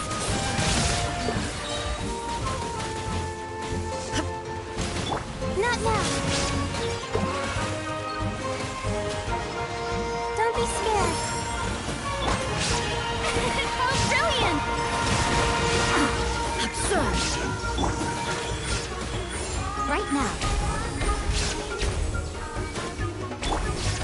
Inazuma shines eternal.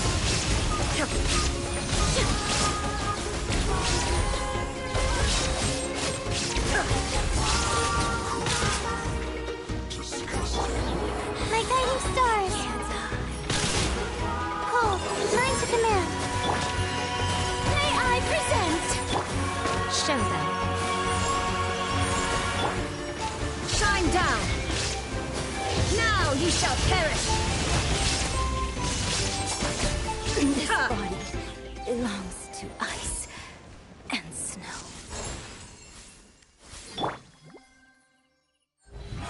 How brilliant!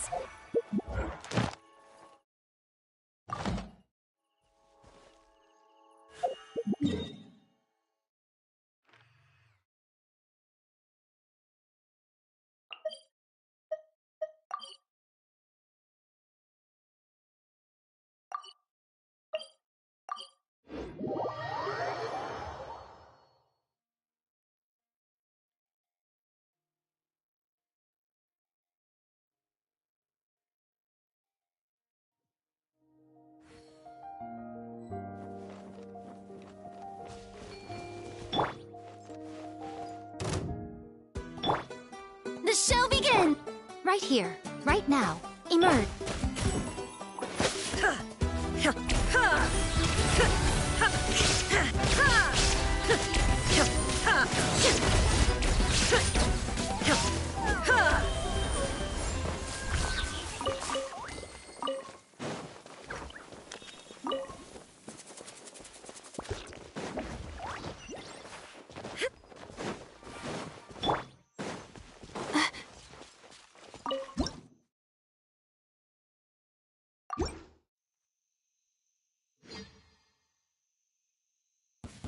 Well, My guidance There's star! another.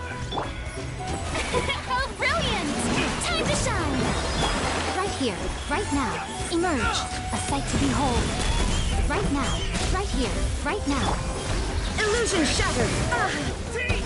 Torn to oblivion! This was new.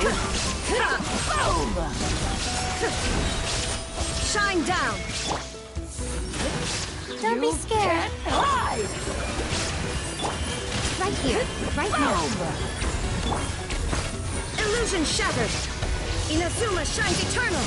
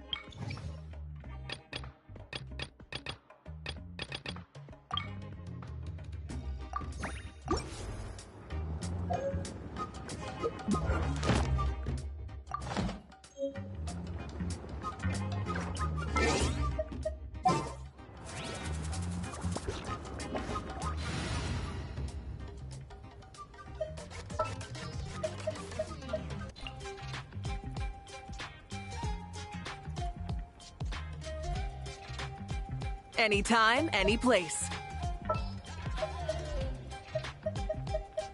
There's still a long road ahead. Perhaps we could take a walk by a riverbank or somewhere similarly fluvial.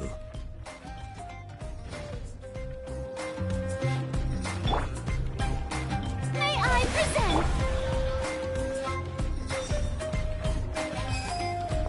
Failure is just a step on the path.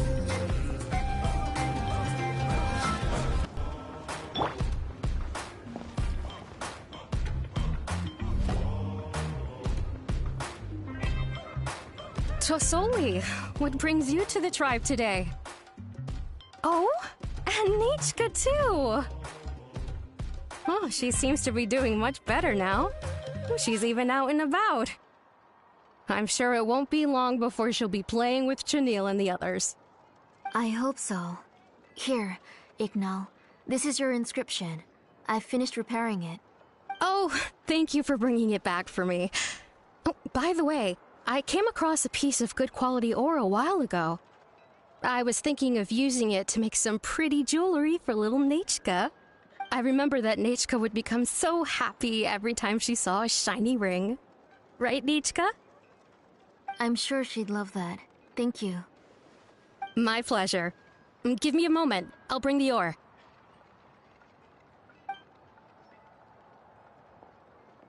Oh, I can make the jewelry for her. What kind would you like, Nichka? I would like... Something shaped like an embercore flower would be nice.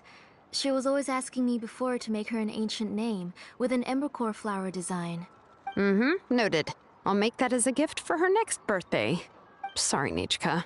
It won't be a surprise for you. That's okay. Thank you, Shalonen. Found it! Sorry to keep you waiting. Here, please take it. By the way, Nichka, feel free to write to me if you ever want to know more about ores. Well, I was shocked last time when you wrote me out of the blue asking for a volcanic crystal. Sorry about that. She can hardly contain her curiosity now that she started to recover. She's still too weak to go out whenever she wants, so she begs me every day to help her write letters to people in the tribe about all sorts of things.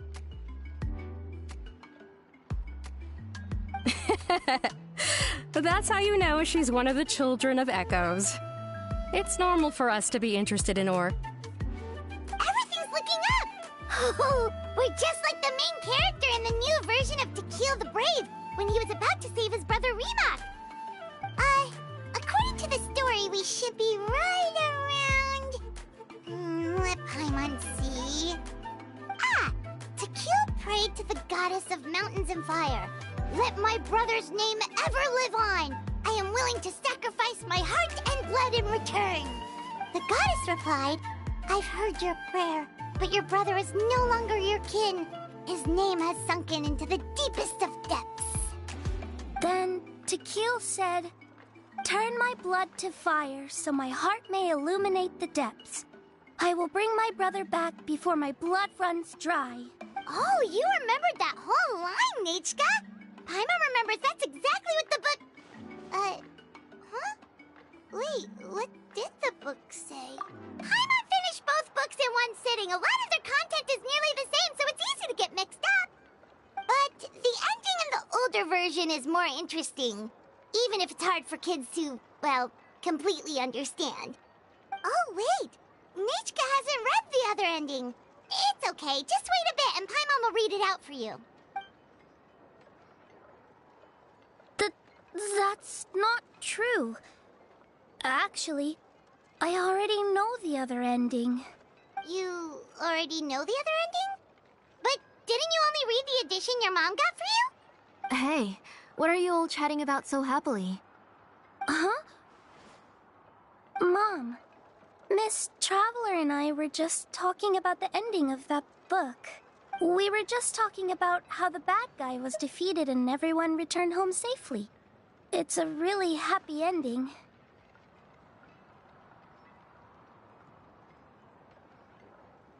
Aren't happy endings always nice? But if you already read the whole thing, then what will Mom have to read to you at bedtime? Guess you'll have to go to bed early tonight, but I'll buy you some more fairy tales next time, okay? Okay, Mom. It's pretty good quality.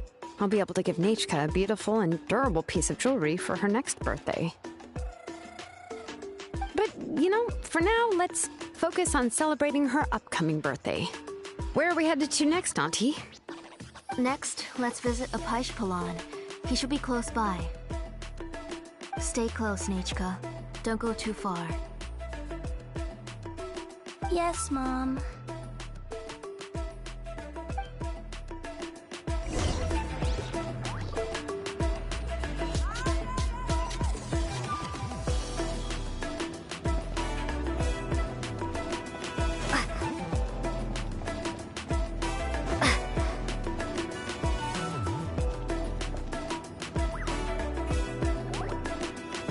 Why do my eyebrows keep twitching today?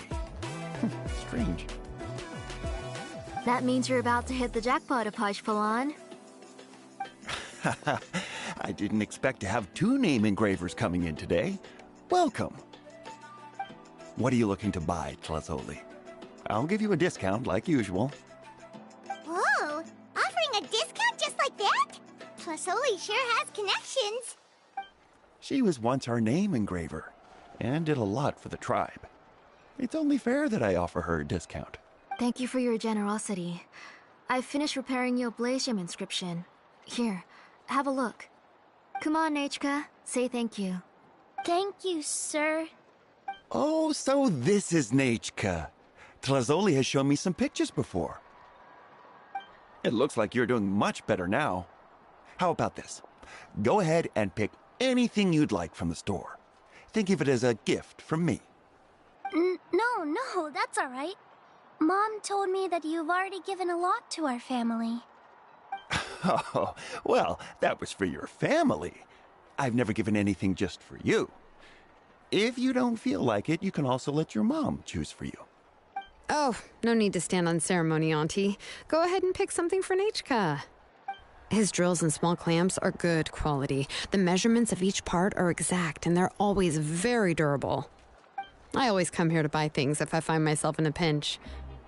Oh, do you have any child-friendly safety scissors? I remember seeing a few different styles. I have a few in stock, but I put them in the back. Let me bring some out for you to pick. Oh, no need to bring them all the way here. Why don't we just go in the back and choose there? It should only take a moment. I don't know much about that kind of scissors. Why don't you just go yourself and... Well, there are too many different designs and varieties of kid scissors. If you don't come and help me choose, I won't be able to pick one that Nachka would like. Come on, Auntie. It'll only take a moment. And there goes Shilonen dragging Tlasoli off to buy more stuff. Ooh, what a busy day. I won't run off. Paimon, who's your favorite character in To Kill the Brave? Paimon's favorite? To Kill, of course. He went through a lot to rescue his family. In the old version of the story, he was never able to reunite with his family, but he was still really strong and fought as best as he could. What about you, Nachka? Which character do you like? I like Remak. Oh, the one who was possessed by Quatlique, but never forgot his brother Tequil. He was also an amazing character.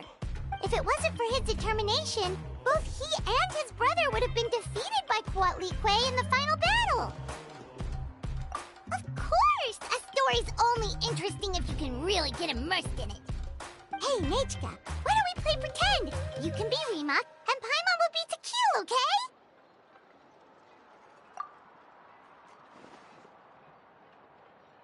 Miss Traveler, can I play the role of Quatlique? But isn't she the villain? In the old version, she even ate Remak and took on his appearance. Ah, right. She read the version with a happy ending. And that one, Quatlique was defeated and the brothers both survived. Well, it doesn't matter. Only the lines at the end were different. You can go on ahead and say your favorite lines, Nachka. Paimon's read both versions, so she'll be able to play along. My favorite line is the one from the end. It's... Come here, Nachka. Look at you. You're sweating. Mom! Let me wipe your forehead. Now, drink some water.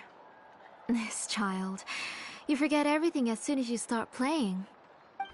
We've picked something out for Nachka. A Paishpalan will deliver it to Auntie's house once he's packaged it up. How was Nachka? Oh, we were just about to get to the exciting part.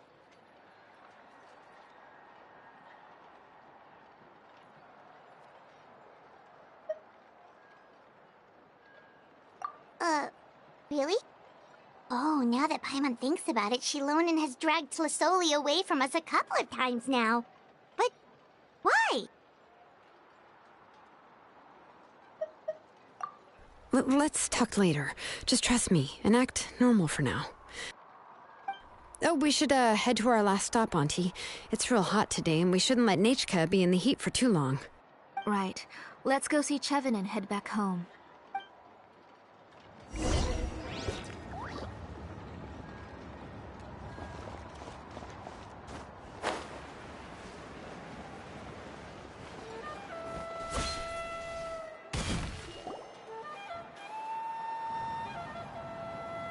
I finished repairing your Blaze Gem inscription, Chevin. I've also reinforced it, so it shouldn't fall apart so easily now. Thank you. How about the volcanic crystal? Was it usable? Yes, thanks for that. You're welcome. I just want to see Nachka get better. Thank you, Miss Chevin. It's fine.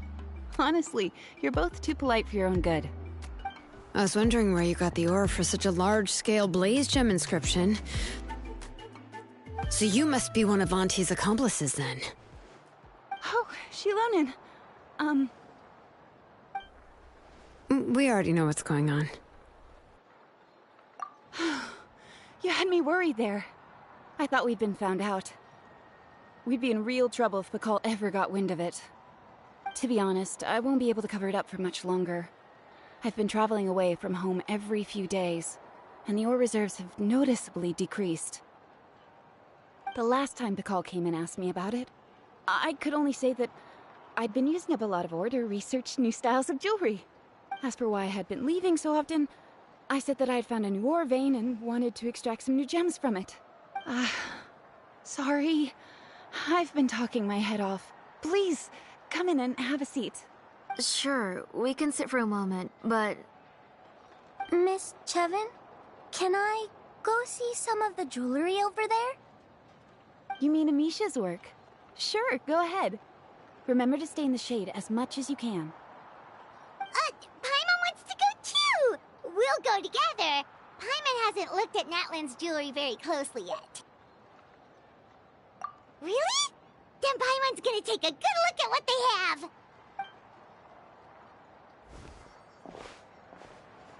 You haven't bought any jewelry for a while, Auntie. Why don't you pick one out? Come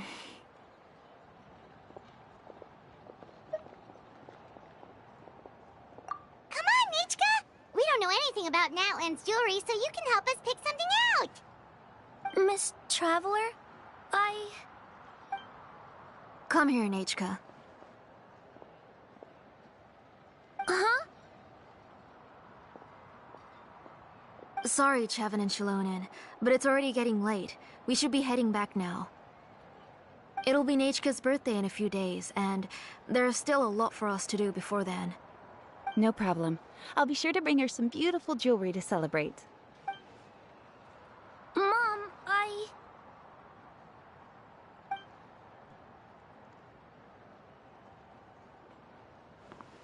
You're getting hot again. Here, Mom will carry you. Let's get going. You forget to take care of yourself once you start playing. Let's go back and we'll have a talk. I didn't. Nachka, I never taught you to lie. Sorry, Mom. Nichka's looking at us. Paimon feels like something's not right. What should we do? No, Nachka was having so much fun today that she forgot the time. It's not a big deal. Let me help carry her home. I'm worried you would also have to recover if you carried her the whole way. No, it's fine. I'll carry her. Let's go, Nachka. It's time to go home.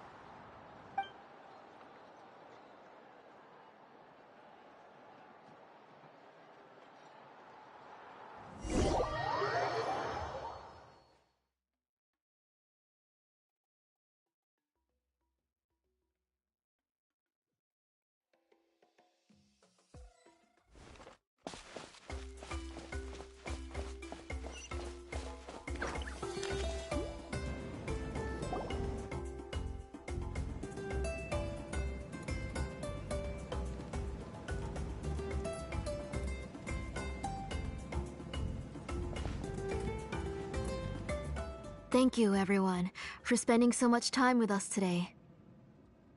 Please be sure to come to Nachka's birthday party. Alright, it's nearly bedtime for Nachka, so let's part our ways here. Oh, Auntie, remember to give her the book, that copy of To Kill the Brave I brought. I went to a lot of trouble to find it. I understand. Really, do you think I'd let your efforts go to waste? It's very special to receive a book from you. I'm sure she'll put it somewhere safe. Right, Nachka? Yeah. Thanks, Shilonen. Oh, put it somewhere? Isn't she going to read it? Well, I've read the story to her many times already. She's even memorized nearly every line. Oh, that won't be a problem, Auntie. Nachka's probably never heard this version of To Kill the Brave. Oh. What's different about this version? The majority is about the same, but the ending is different from the one that you bought her. The one I gave her is the unedited version that was originally published. It was released long before Nachka fell ill. Oh, but I remember you were never very interested in fairy tales, Shilonen. I was just thinking that if what you said about Nachka's illness is true, she shouldn't be able to remember anything about her past before her illness. So, the ending to the original version of To Kill the Brave is also part of the past that she should have forgotten. In other words, if she hasn't recently read the old version of the story, then she shouldn't possibly know the ending, right?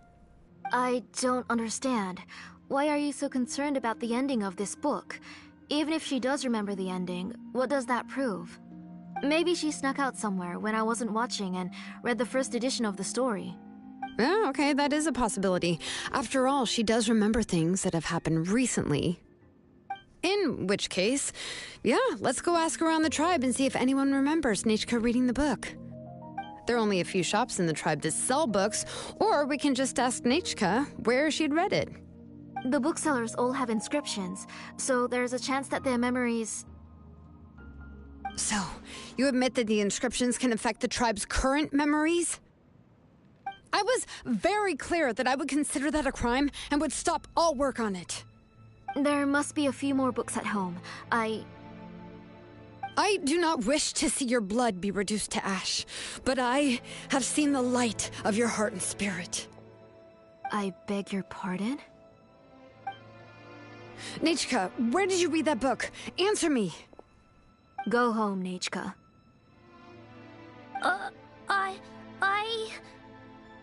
Are you disobeying me? You're the one who wrote me the letter, Nechka. You're the one who wanted the book. Only you can speak for yourself. We're listening, Nechka. Right here, right now. Remember my name, brother. As long as you remember me, I will never have left. Silence. That's the line from the old ending. Nechka remembers it! I know everything. Shalonen, help me, please! Something's blocking the door! Get back!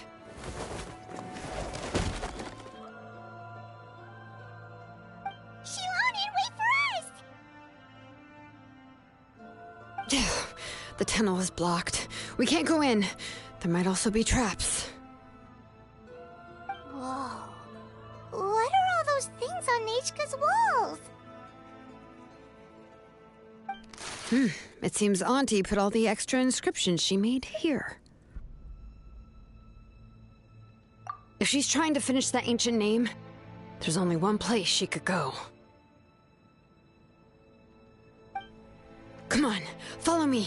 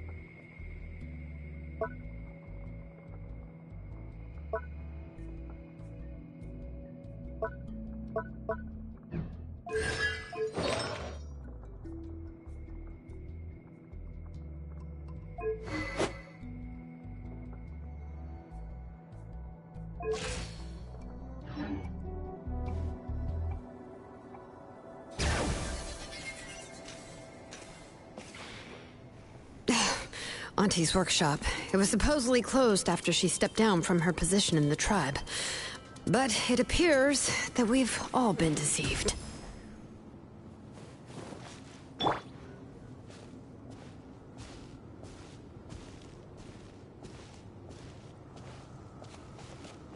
Why are there people up ahead?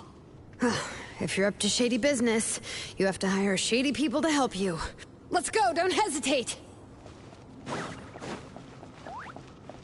All right, let's finish this fast. Burn it down.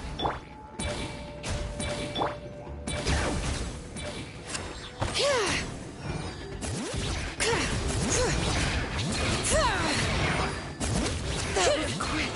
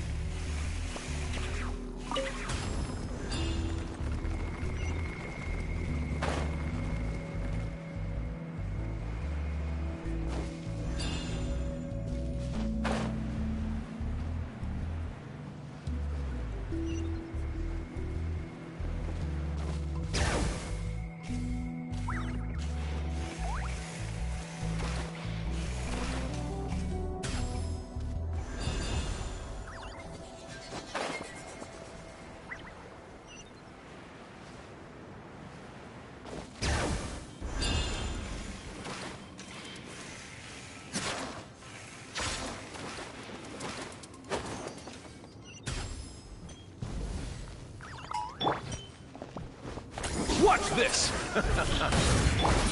Light it up! Letting brave names echo! Forget it!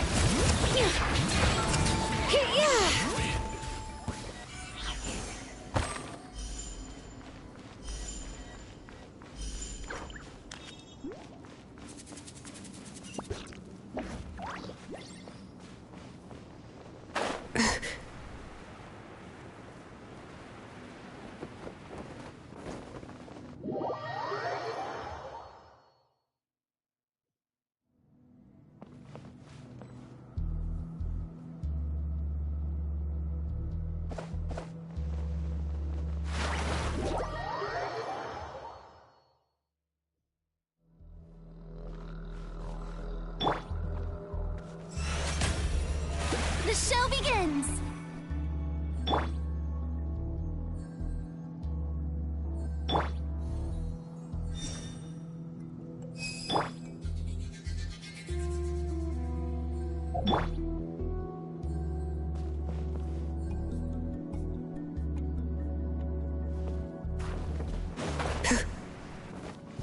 Bring it!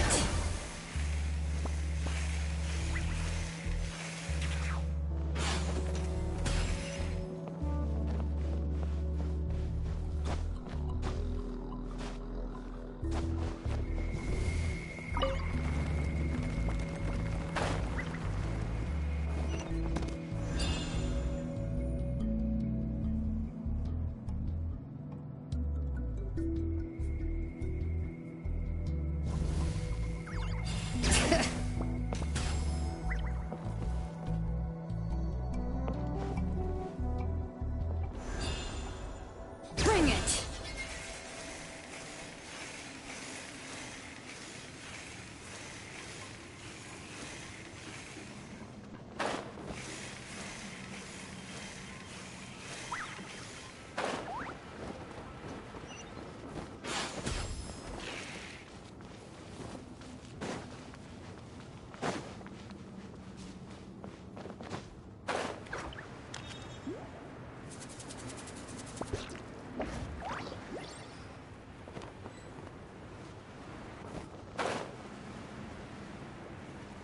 Alright, let's finish this fast!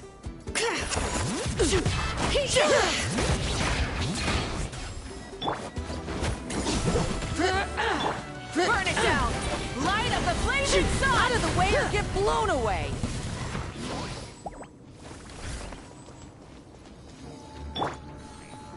Bow your head.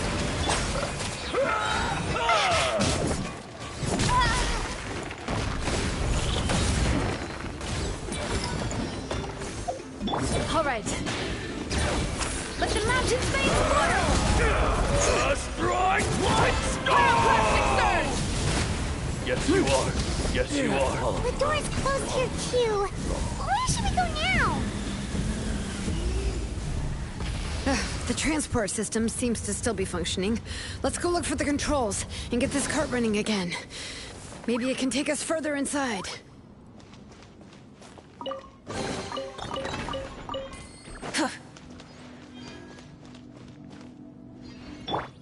May I present?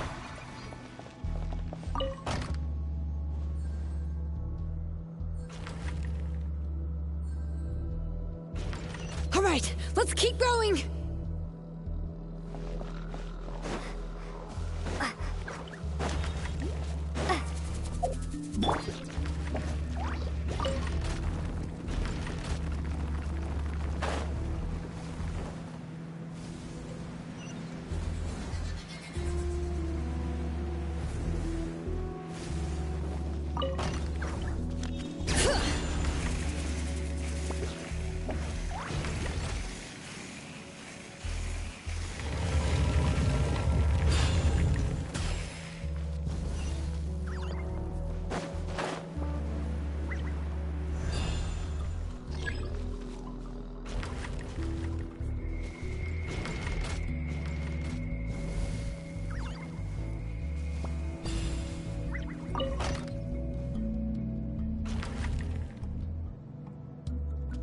Yep.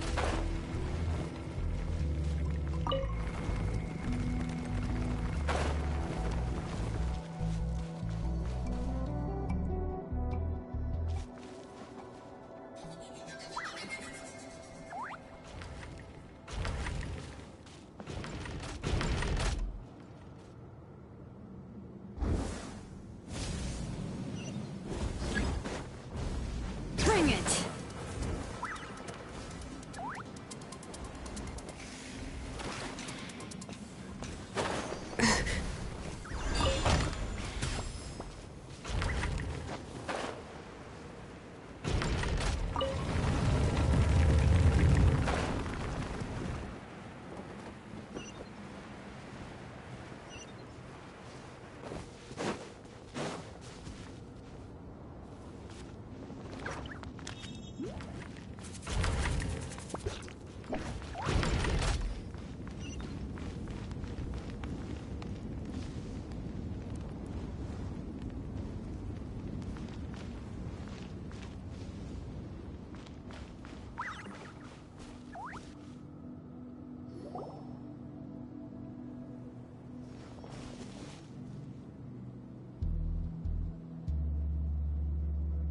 You got here quick. Impressive. Nechka's up there! What are you planning to do to her? I never lied to you. All this time, I've only been trying to save my daughter. Even though she's not my daughter yet. But once everything is over, she will really become my Nechka. What is she saying? Is she not Nechka? So you figured it out. I want to use memories to awaken my Nechka.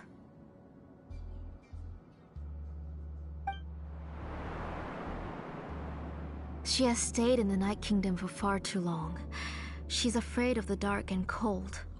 I'm the one who made her stay there alone, so I must bring her back. Don't worry, Nechka. Mom hasn't forgotten anything. She has always remembered your name.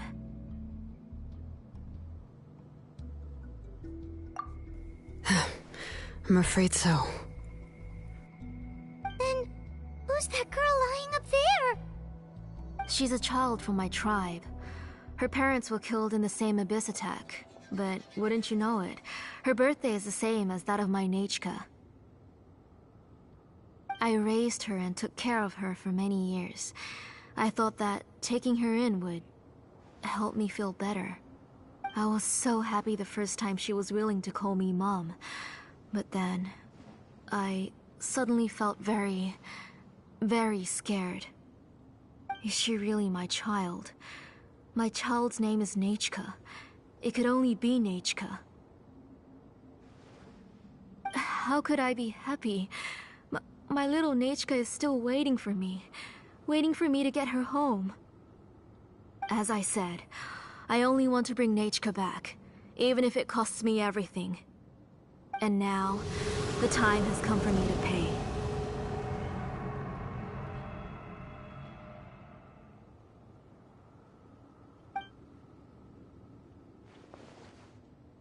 As for my useless ancient name, it's finally time to put it to good use. If you're not willing to help me, then you can become the fuel for Nechka's ancient name.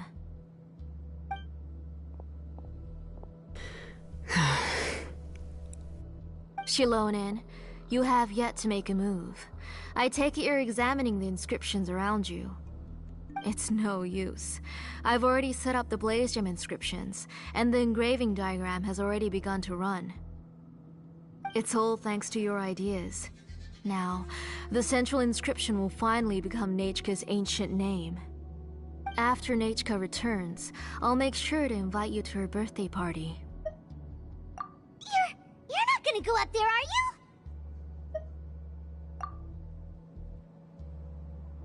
There's a flaw in this engraving diagram.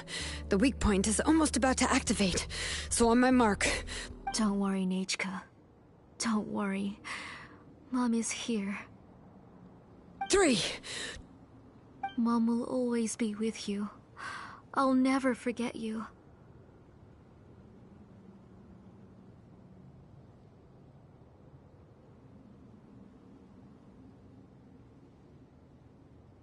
Two. Wake up, Nechka.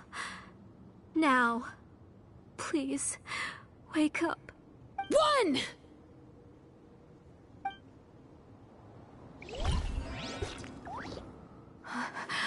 It's alright. It's alright. You'll see Mommy soon. Nechka.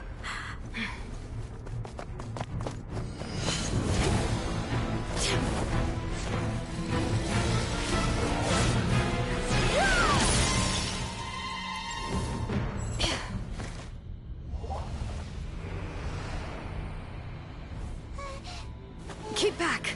Those are distorted thoughts.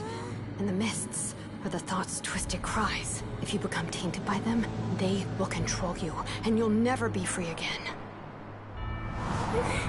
Where are you? I don't want medicine. It hurts.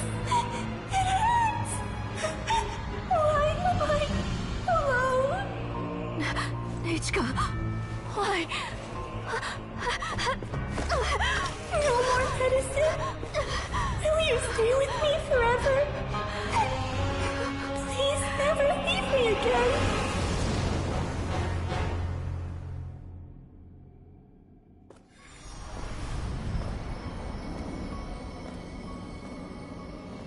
Tlasoli, you're the one who twisted Nechka's name into a shackling prison. It's time for you to hear her true voice. Stone engraved and echoing peaks converge, disperse, in ashes be reborn, for flames born anew, and the blazing dawn. Mommy will be with you, Nechka. Always and forever. Mommy, I've always been with you. And now you're finally listening to me.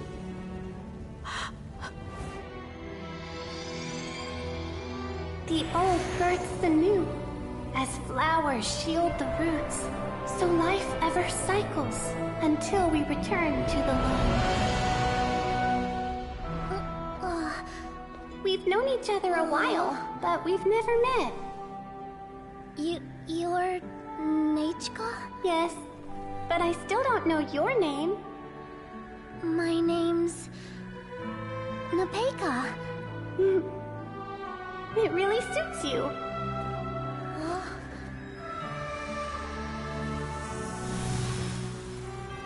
Nepeka, I bless you from the past and wish that every day of your future will be filled with peace and happiness. Water comes in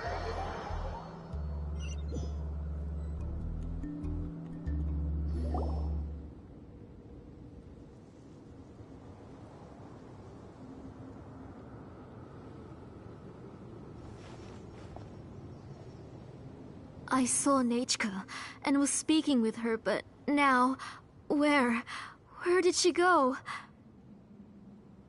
Nechka? Nechka? Where are you? Answer, Mummy. Please. Please. Shilonen, you saw her too, didn't you? You saw my little Nechka. I felt her hands and hugged her. I was right. I was right. Those gray shadows were just a minor mistake. I just need to restart the ritual again. Alright, I'll start it again and Nechka will... Have you still not come to your senses, Auntie? What senses? I was not wrong. Nothing about what happened was wrong. She's just a little upset and was trying to ignore me. That child sure knows how to throw a tantrum. But I understand. I can accept that. Enough, Tlasoli! The person you summoned with the Blaze Gem inscription wasn't the real Nechka at all. You collected memories of Nechka from countless people, but you forgot one thing. Among what you gathered were not only real memories, but also countless emotions. Didn't you realize what kind of emotions people would feel upon seeing Nechka's condition? When people held a dying child's hand, when they felt her faint breath and saw the helplessness in her eyes, when they sensed her body growing colder and colder, what could they feel but abject pain and sorrow?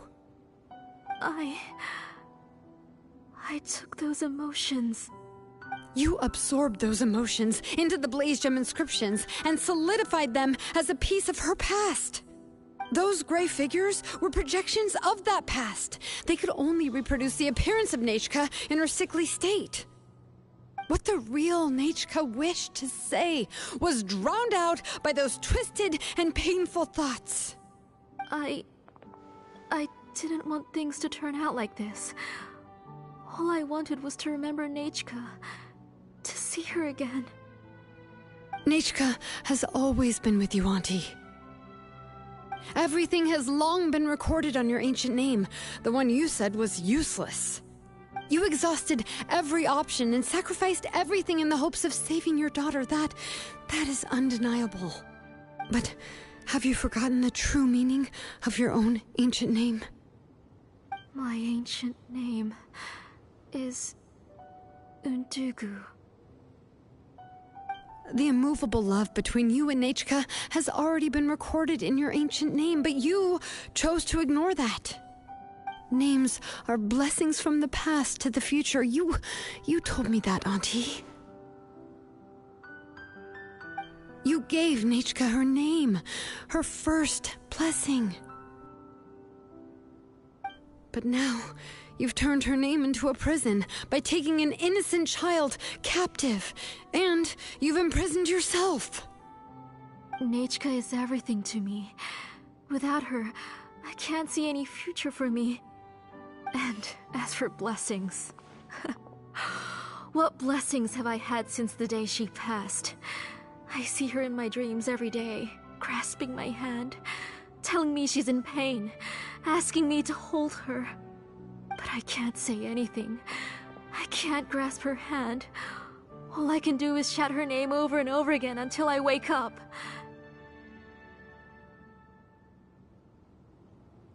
Every day, every single day, I've hated myself, and ancient names too. Who knows? Maybe hate would have been the only thing left to her too. You think Nechka would have come to hate you?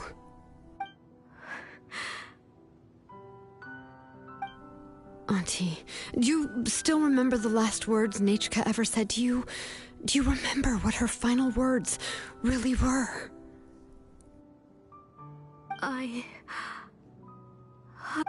The reason you haven't felt blessed is because you've forgotten the true past.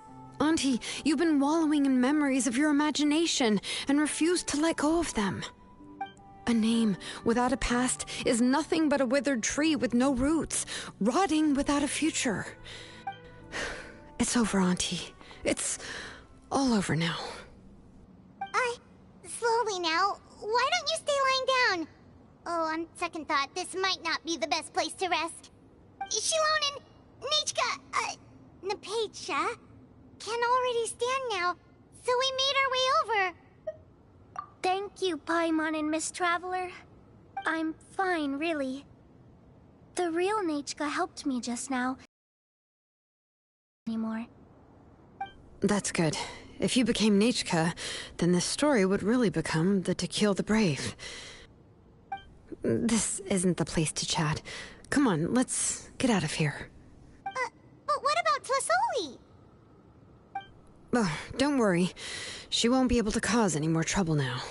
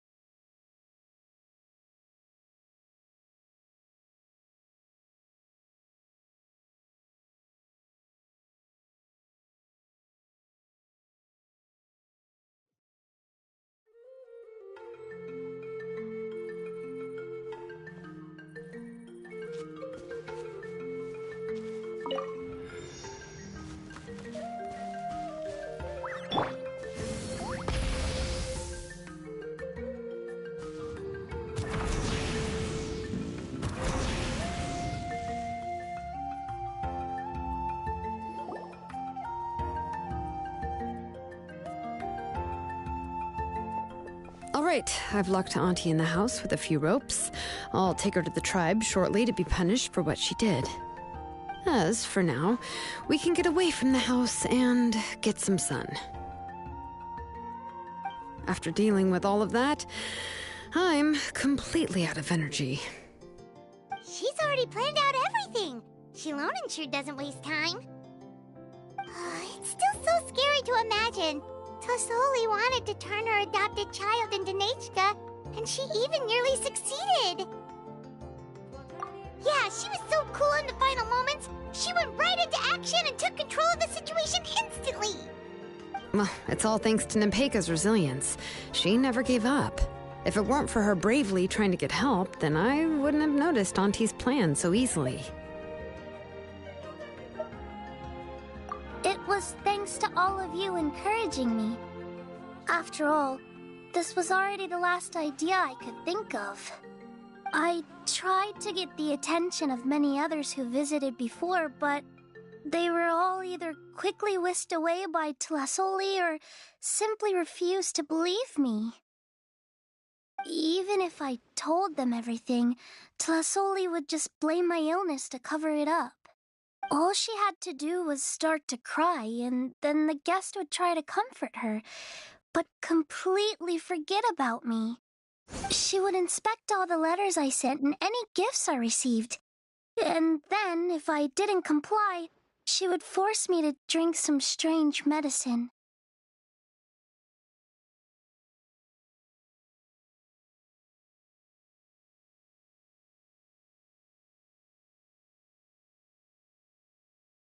It would put me to sleep for a few days, and it would be hard for me to remember anything.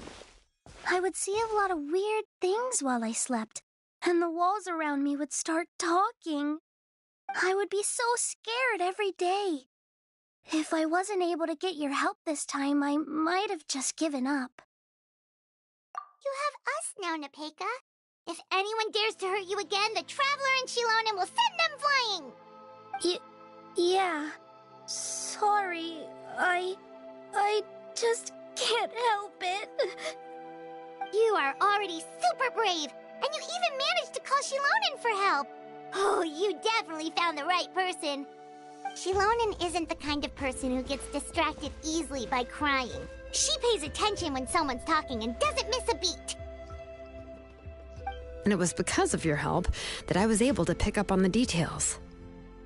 Without you, it would have been extremely difficult for her to communicate that she needed help.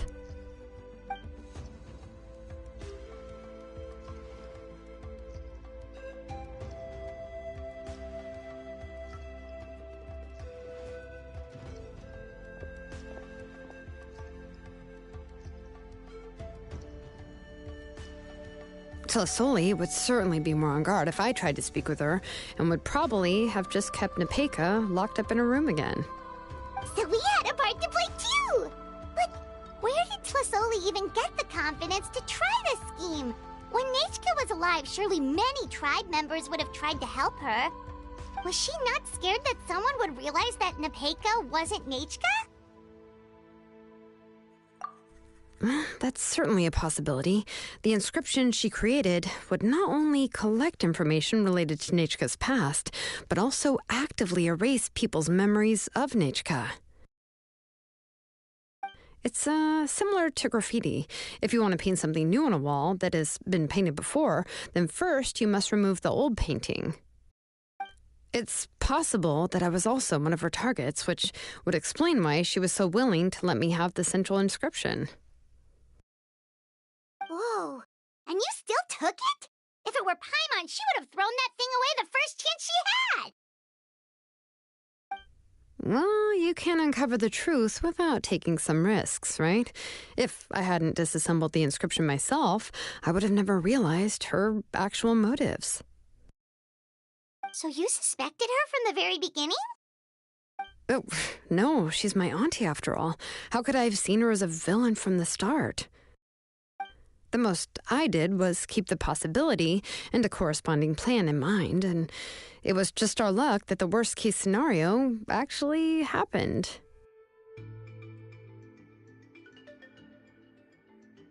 But now that I look back on it, we still managed to rescue a suffering child, even if that wasn't our original intention.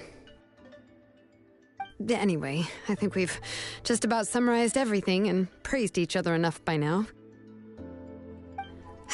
Everything is finally over, and Nepeka can finally be herself. So, what should I do now, Shilonen? You should do whatever you like, of course. No one's going to lock you up anymore. But I don't know what I can do. Everything I know is about Nechka. What she'd like to eat, which flowers she enjoyed, how she acted and spoke. I'm not her, but I can only be like her. I don't know, Shilonen. I just don't know. Oh, Don't worry, Nepeka. The Blaze Gem inscription isn't working anymore. No one will force you to be somebody else again. But I no longer remember anything about myself now besides my name. What if I never remember my life and lose all of my past? I'm scared, Shilonen. What should I do? Oh, don't cry, Nepeka.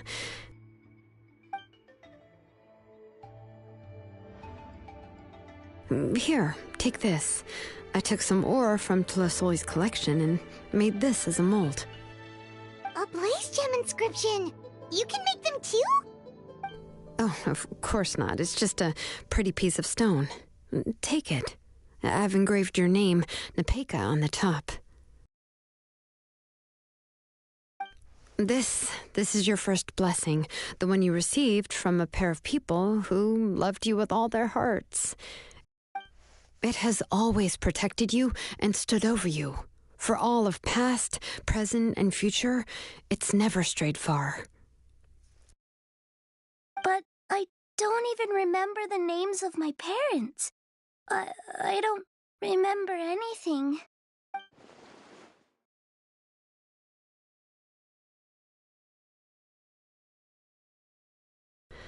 Huh. I won't make any big promises and say everything will return to normal.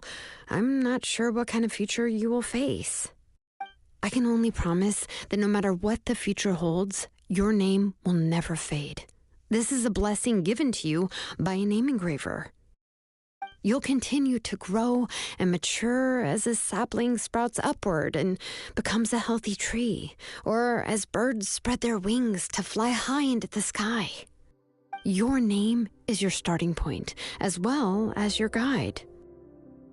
Remember your name and everything you've experienced, and you'll know how to step into your future. I'll do my best. You can do it, Nepeka!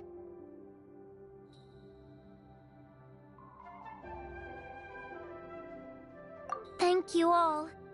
Shilonen, Paimon, and Miss Traveler. If you really can't come up with what to do, don't worry. Just relax and take it easy. We're from the same tribe after all. If nothing else works, I can always go to the elders and look up your history. And until then, you can stay at my workshop. I can handle another mouth to feed. Oh, I don't know if the plan will work. I'm not even sure. Well, rather than placing our hopes on a plan that relies so heavily on luck, we should just focus on ourselves. Well, anyway, enough about all that for now. Let me take Tlasoli back to the tribe first. Oh, come with me, Nepeka.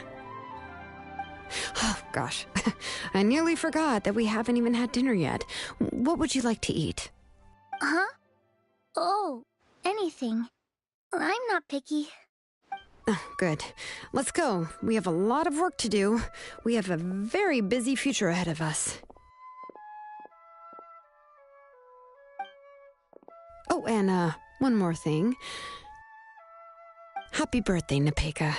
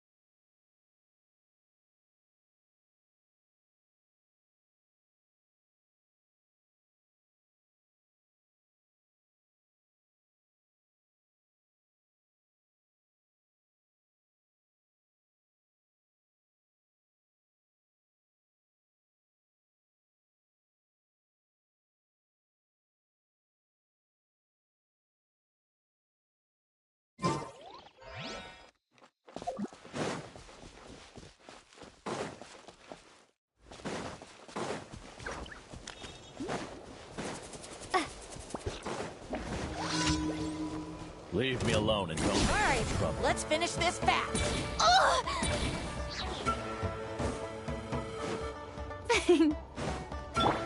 Settle down.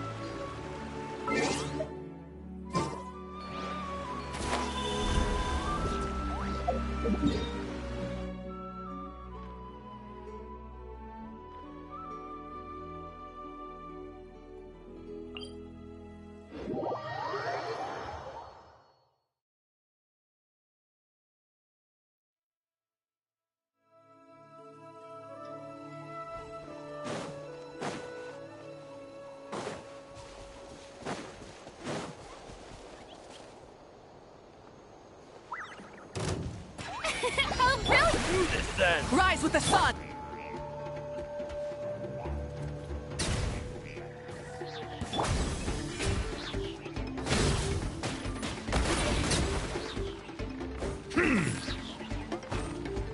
The tides beckon. Let's finish this next time. Silence!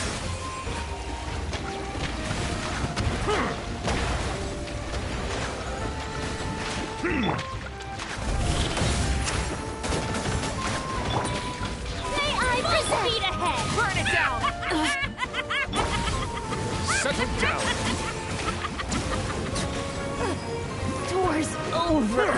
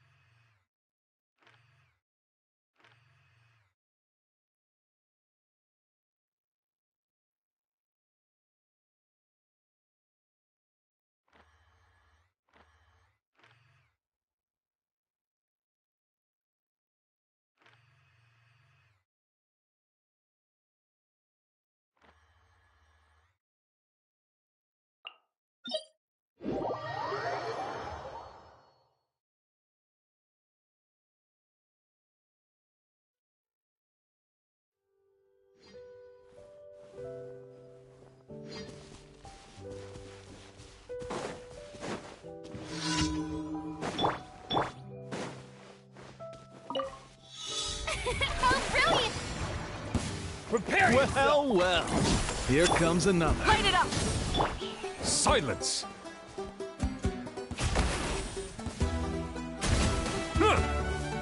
Be sanctified.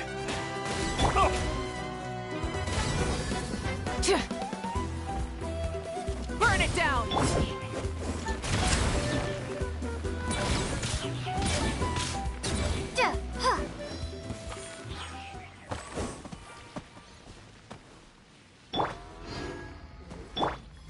May I present?